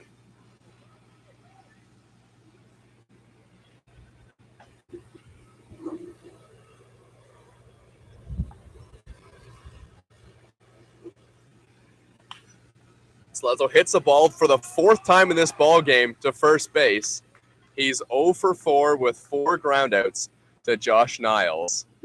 And now there's runners on second and third, but the Toronto Maple Leafs again are 1 out away from getting out of this, but this might be the guy they want to turn to. It's Marcus Connect who comes to the plate. It's the right guy at the plate. There's 2 outs, so as he says, it's going to hit, and it's going to take a base hit by Connect as Hamilton's going to have a mound visit here, and no question this is the biggest moment of the ball game. You'd have to imagine that Marcus Connect knows the situation. He already has hit a double off this pitcher in Torres, and it was one of the hardest hit balls I think I've seen all season down to the left field corner. There's no question the exit velocity Connect has had in a couple of these at-bats, going back to his season debut on Wednesday. This is one I'd personally to Connect on first base if I'm Hamilton. I'm not facing Marcus Connect in this spot. Yeah, that might have been what they were coming out to talk about as well. And if you do pitch him, I don't expect he's going to get much. Try to get him to chase and get ahead of the count. Otherwise, I take my chances against Damon Topley. The other way to look at it as well is, the scouting reports in the Intercounty Baseball League are not particularly deep, and there's not a lot of data on Marcus Connect. No, but I think everyone across the league, especially a guy like Jeff Lounsbury, who's been in this league for such a long time, they know what Connect can do. They know he's one of the better players in this league. Marcus check swing, he went around. Strike one. There's no questioning how big of a moment this is in this ballgame because Hernandez can definitely do a 9-0 second if need be for him. He's a guy that might end up starting games from them down the road. Connect swings and misses, strike two. And then this Torres 1 out or 1 pitch away from getting out of it again. You don't need a home run in this spot. All you really need is get a ball over someone's head. Get at least one run in. Slowly but surely start chipping away at this lead. The 0-2. Swinging a ball hit in the air. This one's down the left field line and foul. That had home run distance for Marcus Connect, but was about 30 feet foul.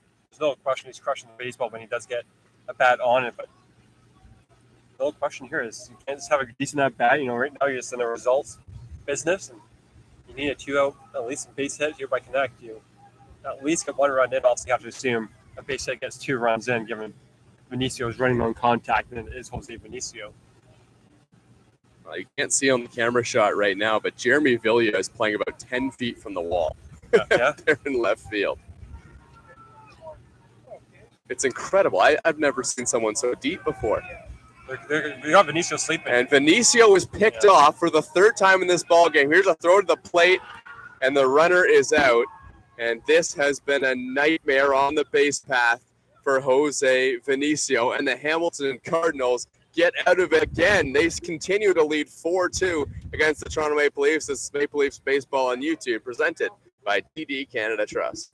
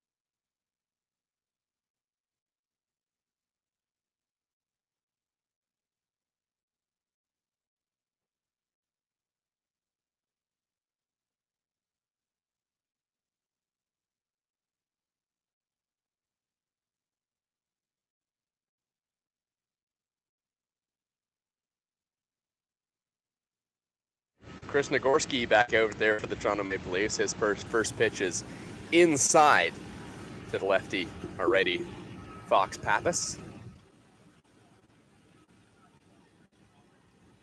5 hits this season and 37 at-bats for Robin Fox Pappas.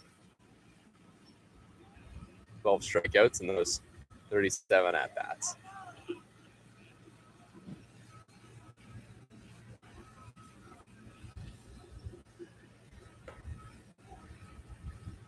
over the outside corner, strike two. Of course, looking to throw a 3 up, 3 down. As it looks like Torres will come back out for the 7th inning. Nobody is up in that Hamilton bullpen.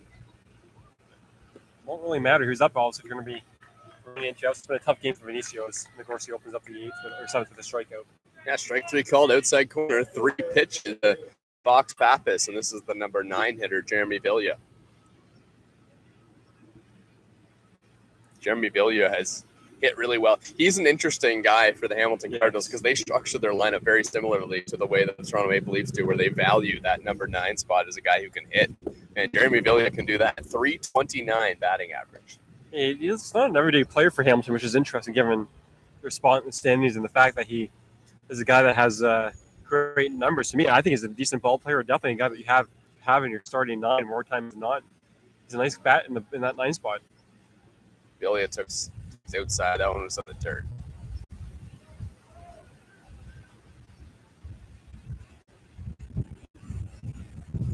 Infield, outfield played straight away against Velia. There's 1 out here. And the top of the 7th, swinging a foul back, 2 strikes.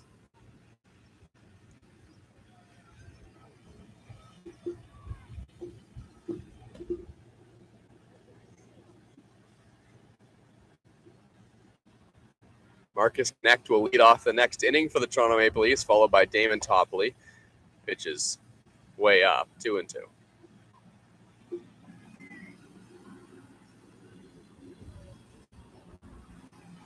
And with no action in the bullpen, we assume that Torres will come back out. This one's fouled off again. And Jose Hernandez has been a 1 or 2 inning guy, although he did pitch last game against the Brentford Red Sox. I'm not sure if that has any consequence. I doubt that. It was a rather quick 3 up, 3 down to say the least. Yeah, struck out the side. Yeah. It was on Friday, so I don't think that would have much to do with it. At least it's just a matter of you got base runners off Torres, but haven't been able to cash in. And obviously gave Torres an out to close at the bottom of the 6th inning. There's no other way to really describe it than that. Fouled back again by Jeremy Bilia. Velia is 1 for 2 with a walk this afternoon. Tristan Oseka is waiting on deck. Outside corner, strike 3 called, 2 in a row by Chris Nagorski. 3 in a row, actually, by Chris Nagorski as he finished off the last inning with a strikeout. Nagorski's dialed in. There's 2 away. There's no question that Nagorski's coming in. He's pounding the strike zone. And he's getting his offense right back on the field. We're almost the second they leave the field to play some defense. He's been absolutely outstanding for the Maple Leafs in the outing, and likely is going to be his last inning, perhaps his last batter. I'd expect the Maple Leafs to go to their bullpen in the 8th inning, but he's doing everything he can to keep this offense in the game. So here's the leadoff hitter, Tristan Oseka. First pitch, and he rips it foul.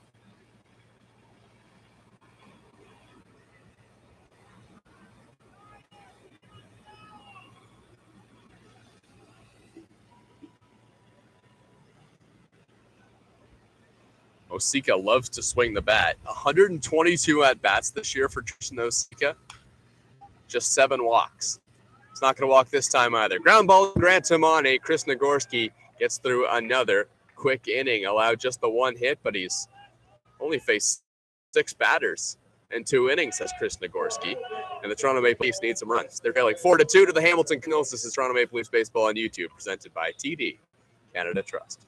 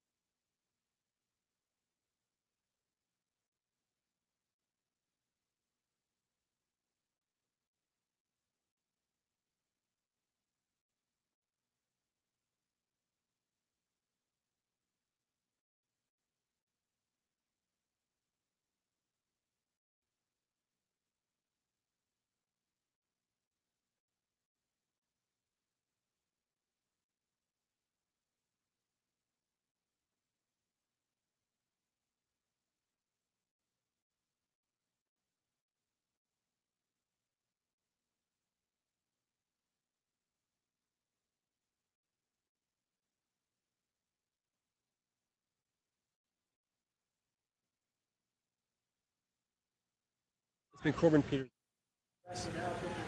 Marcus Connect leading things off for the Hamilton Cardinals. Dory Torres back on the mound. That's actually Scott, word from a Hamilton player, has been Corbin Peters the entire time, Ottawa native.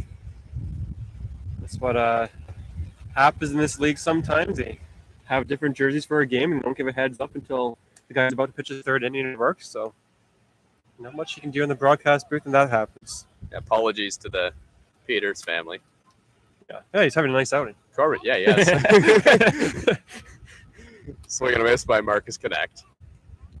He was a deadline addition for Hamilton. Again, he's the guy that comes in and a nice outing actually on Friday against Brantford. I know he wasn't facing much of a lineup, but he's a guy that's pitching pretty well right now.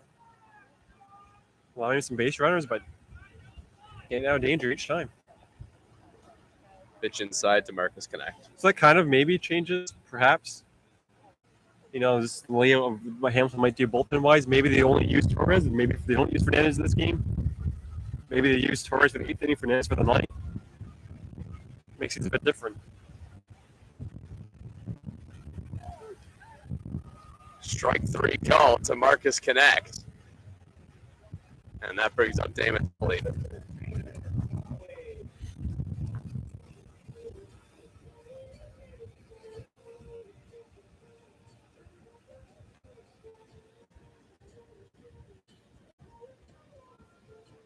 Damon Topley 1 for 3 this afternoon. Had a single a couple innings ago. Hit the ball pretty hard as well. Damon Topley loves to go the other way, but this was a pull single to Jeremy Velia in left field. Yeah, for Damon Topley, you just have to get on base. The base hit does just as much as the home run as it. Both things bring the tying run to the plate for Lewis, so for the Leafs, you're running out of outs, but an opportunity to at least try to get something this inning and at least make it a one-run game. Peters threw a breaking ball in the dirt. It's 1-1. Here's the pitch to Topley. Just outside, 2-1. Damon Topley hitting .264 this year with 2 home runs and 11 RBIs. He's had 86 at-bats as Damon Topley. The 2-1. Outside, 3-1. Connor Lewis is on deck. Lewis also 1 for 3 with one of the 2 RBIs that the Toronto Maple Leafs have recorded in this ballgame. This one's hit on the ground to third base. A nice pipe by Lane Renault. Throw on to first, and there's 2 away.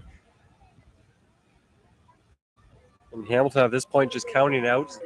They're about to have the first perhaps clean 3-up, 3-down inning in the last few innings as Franklin Hernandez is now up in that Maple Leafs bullpen.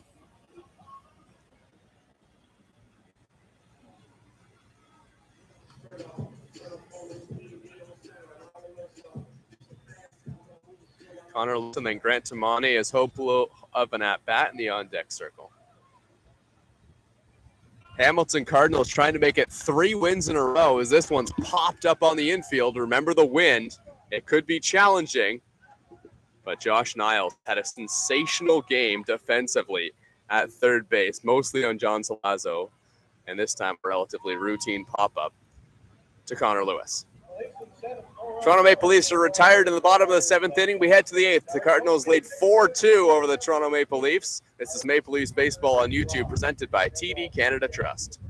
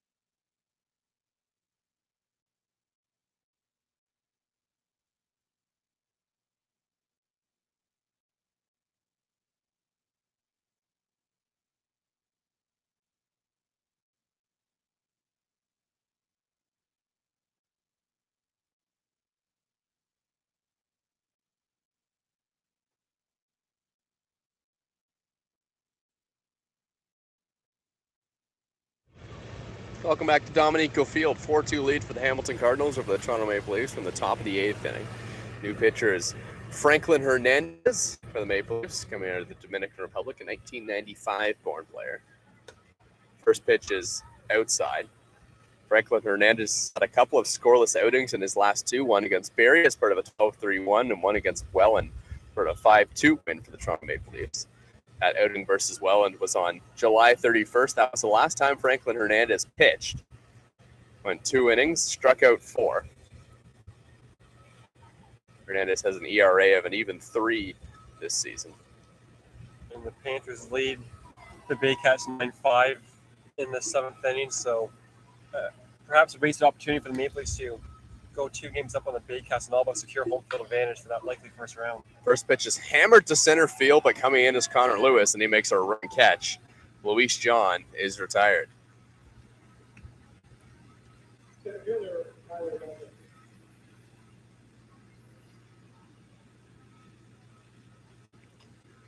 indeed, Jose Fernandez throwing in that Hamilton bullpen right now. So it leaves you. Had your opportunities, had your base runners. Not to say they can't come back against Fernandez, but it's not a situation that they wanted to put themselves in, but they will certainly put themselves in it.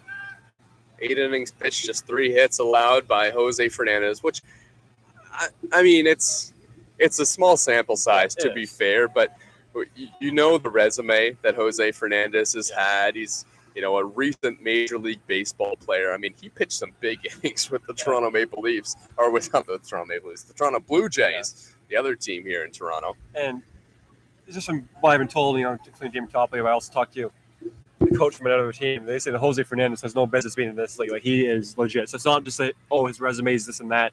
He's come in and he's like lights out kind of thing. So it's no different than what teams feel like when Dustin Richardson's about to come into a ball game, right? The game's over when Dustin Richardson comes in. And Hamilton is under the mindset that Dustin Richardson's over. The game's over when Jose Fernandez comes in. Duncan swings and misses. Strike 3. Franklin this season. 18 strikeouts, now 19 strikeouts in 12 and a third innings pitch. There's no question he's been lights out for the Maple Leafs, and it all began against Hamilton in early July in his IBL debut, and he's been excellent for the Maple Leafs. There's no question about that. And this whole bullpen has been excellent for the Maple Leafs. Here's one popped up high in the air behind home plate. I don't see it. Oh. That's not good if you don't see it. No. Next thing you know, it's sitting on your lap. It might be the first time this week. The 0-1. Outside corner, strike 2. Franklin Hernandez comes in, and it feels like every outing that we've seen from Franklin Hernandez, he gets better. And that, he pounds the strike zone. That's as refreshing as it gets for any manager in this league. Is the last thing he wants is a reliever comes in and he throws balls and he keeps the defense on his feet. He doesn't do that. He throws nothing but strikes. Ground ball. That one gets down the line at third base. Picking it up in the outfield. Here's a throw to second, and it's not in time. And that will be a double for Josh Niles, who's at second base with 2 outs. I wouldn't say that Niles at any point completely put on the brakes, but he pretty much stopped at first base the longest time. But not a great throw by Carrington from left field, and Niles ends up at second base, and now Hamilton with a base hit can make this a 5-2 ball game and really open this ball game up. Greg Carrington has been pushed over to left field. He played right and center most of the year, but with the addition of Marcus Connect, he will be the everyday right fielder. Yeah. Here's a pickoff play back to second base. Jose Venezio initiating it.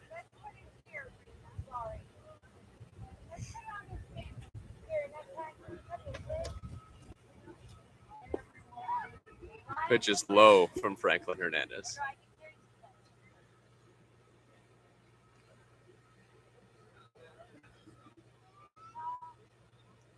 Ryan Burnside is the batter, and in his last at-bat, we thought Ryan Burnside had gone yard, but the wind that is howling from center field knocked it down. It ended up being a flyout to Marcus Connect. And we thought he had a bomb earlier in the game when he went, we thought was an absolute moonshot, but ended up being a foul ball. So Burnside's he's been raking the ball all game for the Hamilton in this game.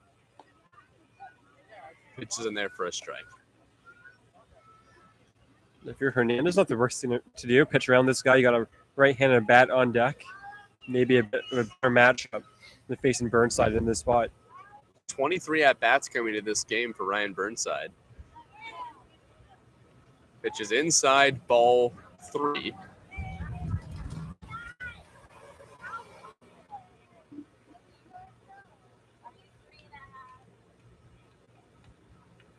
Lane Renault is on deck. Imagine how hot a bat he's been swinging of late. Important for Jose Fernandez to get Burnside. Pitch is outside, ball 4. Ryan Burnside heads down to first base, and Lane Renault will try and continue this hot streak as he's got 2 runners on. A home run last night as well against the Brantford Red Sox. Maybe not the worst thing to do if you're Hernandez pitching around Burnside in that spot, but no question now, a ball in the gap or a home run blows this game wide open. So you need a no question out here, get out of this inning if you're the Maple Leafs. Here's a hit down the line. That's a fair ball and will score at least 1 run. Lane Renault rounds first. He heads to second, cruising into third base. And there's second and third with 2 outs as that's a clutch hit from Lane Renault, who stays hot once again. He had 5 RBIs last night, and now he has a huge one as Jose Fernandez is coming out of the bullpen from the Hamilton Cardinals, and now they have a 3-run lead. Hamilton playing their best baseball this season, and I said at the beginning of the broadcast, I don't believe in lumping them in with Brantford. To me, that's not even really a fair assessment at all in terms of what this Hamilton team can do on any given day. Hamilton, to me, is right in that tier with the Panthers, if not even a bit higher than that. I'd argue they're the 6th best team in the league, despite what the standings show. And they're showing it in this game, and obviously it doesn't help you run into 3 outs. And Hamilton's gotten 2 runs from balls being thrown down to second base with the guy on third base, and it's been a sloppy game. But Hamilton, to their credit, has taken advantage of any sloppiness that has been happening on the Maple Leafs end. Swing and a miss, foul tip actually into the glove of Mara. So that's just the 5th season. Pitch is outside, 1-2. Anthony Boniuto, the batter, hitting .290. 15 RBIs for Boniuto this season.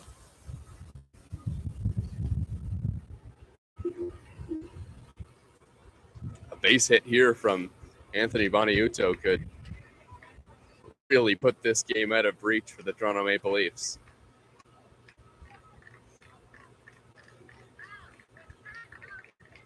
The 1-2. Just outside, 2-2.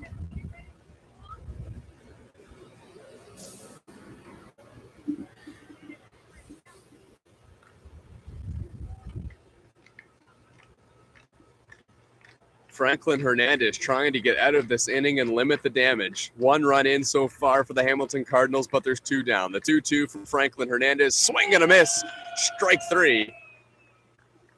Boniuto goes down swinging, but 1 run comes in to score for the Hamilton Cardinals, and they lead 5-2 over the Toronto Maple Leafs. This is Maple Leafs Baseball on YouTube, presented by TD Canada Trust.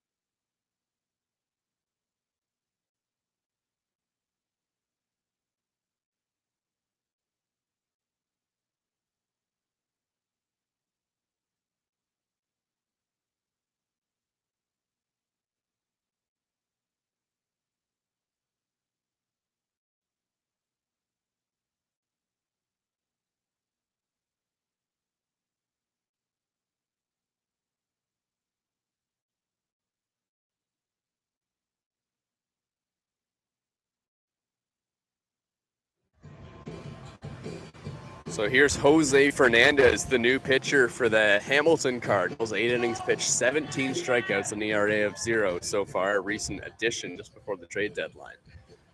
Grant Tamane is the first batter that he'll face. Tamani had a base hit against Fernandez in Hamilton a couple of weeks back, but he tried stretching out to a down, got thrown out. So if you're the Leafs, at this point, you just need to get guy base and slowly try to get back in the ball game that way. But it is a tough task against the ex-Blue Jay. Inside ball 2. Grant Tamani might take until he can muster up a strike. 2-0.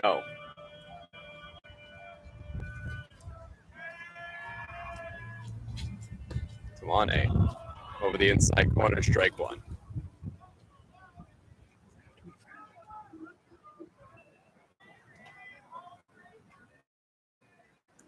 The 2-1 to Grant Tamane from Jose Fernandez. Fouled off left side. Tamane a bit late. Jose Fernandez struck out the side against the Brantford Red Sox. And now he's got a 2-2 count on the Maple Leafs second baseman. Swinging just barely, getting a piece of it was Grant Tamane.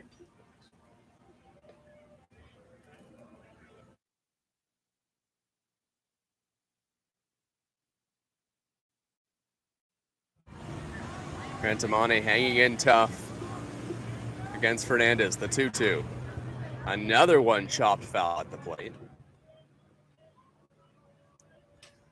At the very least, Tamane making Jose Fernandez throw some extra pitches here in this first at-bat. Dawson Parks is on deck, and then Greg Carrington. It's the bottom of the lineup for Jose Fernandez, and then the top.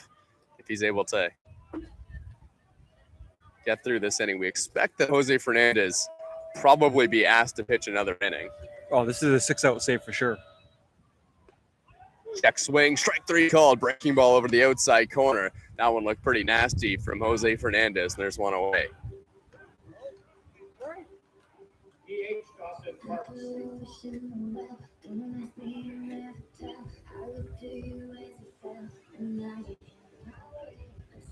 Also a tough matchup for Dawson Parks, lefty v lefty.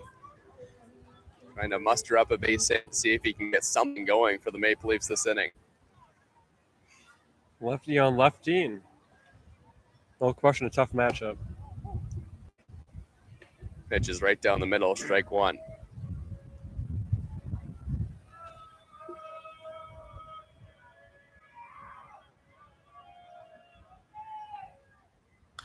Dawson Parks gets a good piece of it, but fouls it straight back.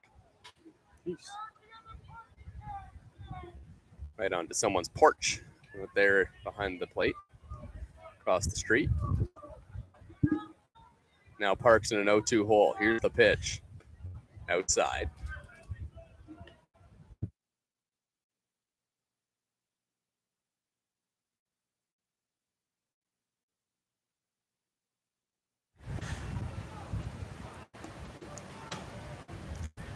The 1-2. Parks swings and misses, strike 3. Hernandez gets him swinging, and there's 2 away.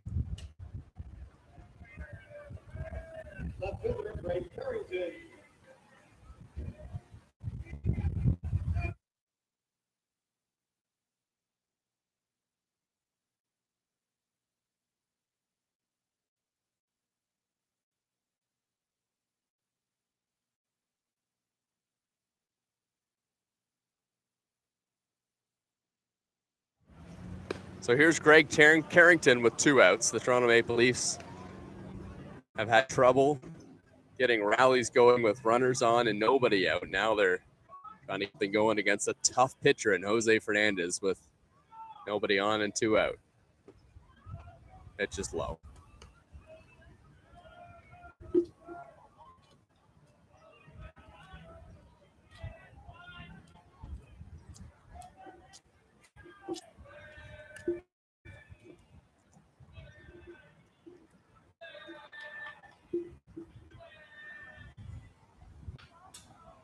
Carrington fouls it straight back to the screen.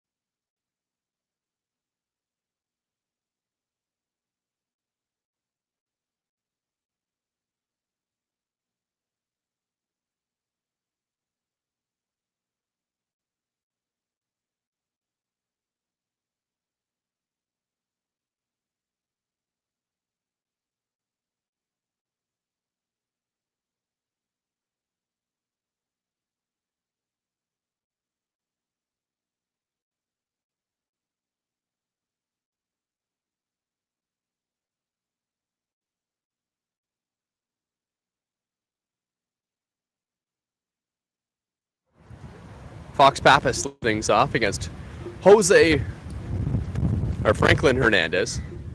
Jose Fernandez, Franklin Hernandez. There you go. Kind of a tongue twister, I guess. Two Dominican pitchers. Not really, though. Yeah, that's true. It's a good matchup, actually. Yeah. Between these two guys.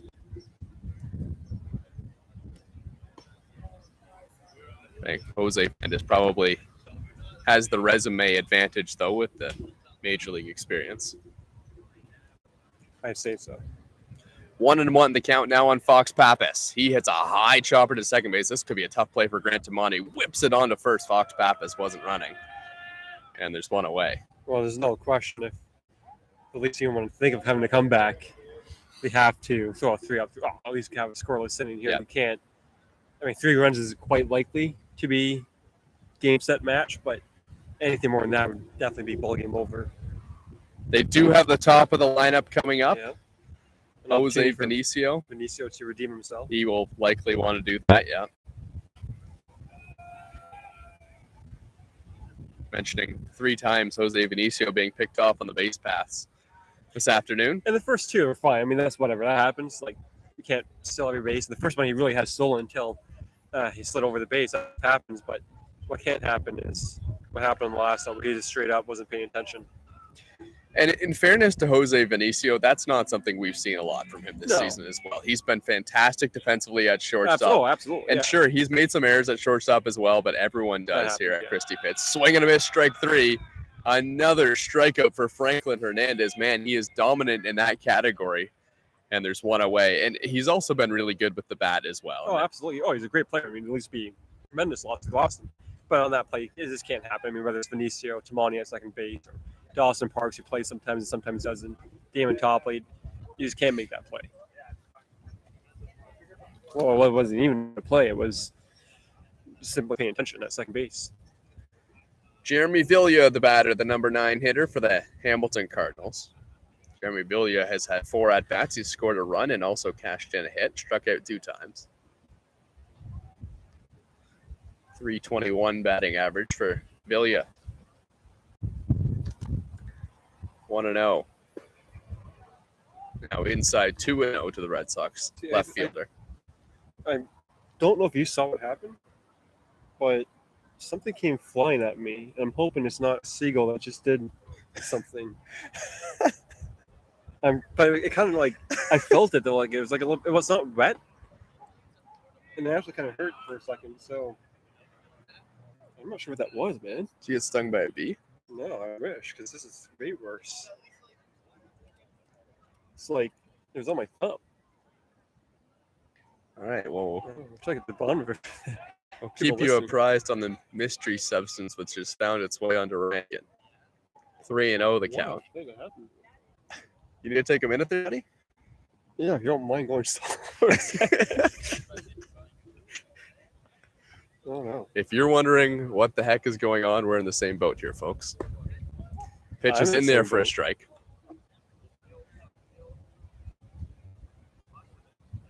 Velia thought it was inside ball 4, started heading down to first base. 3-1 the count. Jose Fernandez trying to induce some contact in this situation. Swing and a miss. Strike 3. Velia goes down. It was a foul tip into the glove of Justin Mara, who's been fantastic in this game so far. And Franklin Hernandez, boy, oh boy, has he ever been racking up the strikeouts. 5 strikeouts in the game for Franklin Hernandez over the span of a couple innings. We head to the bottom of the ice, bottom of the 9th inning. Last chance for the Toronto Maple Leafs as they trail by 3 to the Hamilton Cardinals, and it's Jose Fernandez coming back out.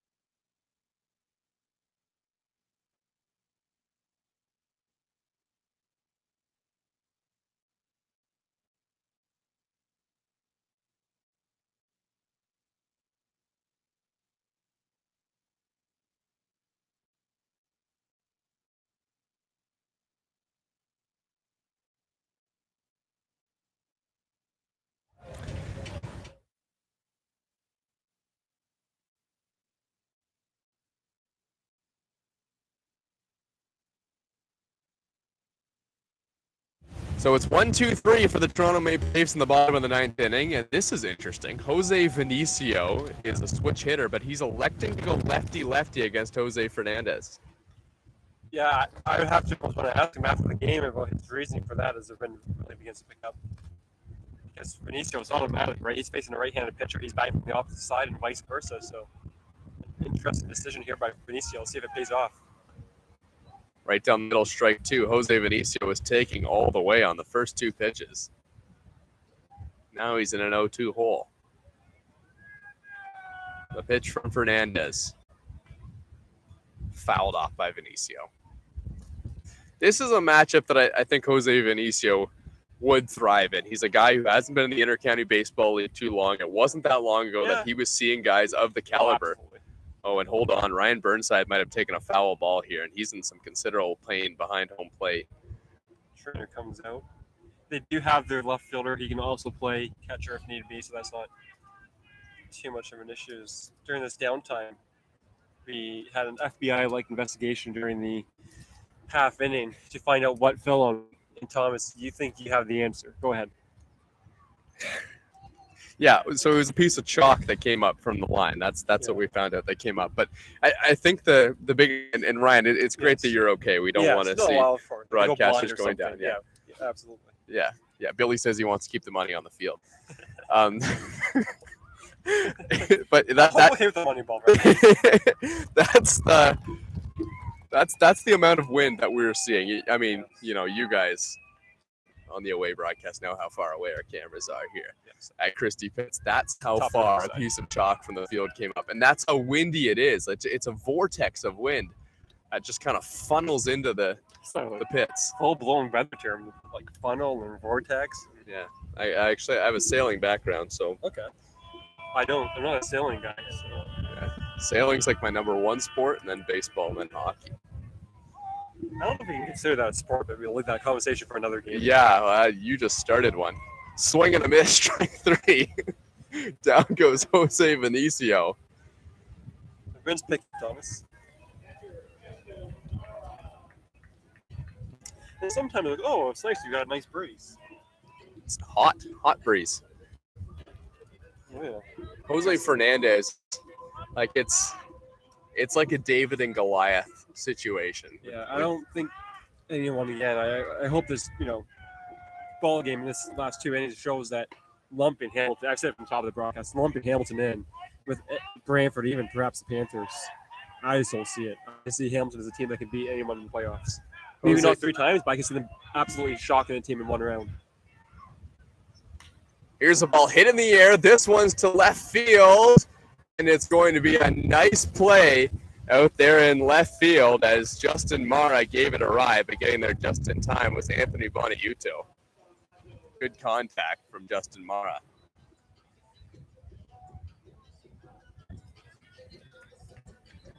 It's getting windier, which I didn't think was possible. Yeah, we're holding our broadcast equipment to the table right now.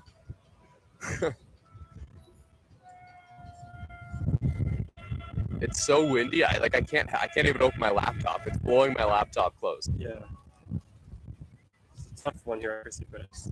On the field, off the field. And you wonder how far would that ball have gone by Justin Mara with this howling wind from center field as well. No question. It's affected the game for both teams in terms of home runs and what have you. That was a high strike. 1-1. So that was the first batter that Jose Hernandez has not struck out. And it was a hard fly out. There was a breaking ball. That one buckled John Salazzo. Now it's 1-2. Final strike from the Hamilton Cardinals, who are trying to do something that they haven't done this season, win 3 games in a row. The 1-2. Swing and a miss, strike 3. Jose Hernandez strikes out 5 of the 6 batters he faced, but the Hamilton Cardinals got them there with 5 runs this afternoon. And this is a Hamilton Cardinals team that they're kind of rolling right now. 3 wins in a row, and the Toronto Maple Leafs lose their 2nd consecutive game on a night where they look like they could put a lock on 4th place in the Intercounty Baseball League. Yeah, looks like the Baycats might lose. Bar to come back. They're slowly and surely coming back, but we'll see what happens in that game. A wasted opportunity for the Maple Leafs in this game, and the Leafs were not happy with their performance on Friday. They deemed it sloppy, and that will certainly be another word to describe this loss as another sloppy loss for the Leafs as the playoffs get closer and closer. A 5-2 win for the Hamilton Cardinals over the Toronto Leafs here at Dominico Field. From Thomas West and Ryan Eakin, this has been Toronto Maple Leafs Baseball on YouTube, presented by TD Canada Trust. We hope you have a fantastic rest of your Sunday.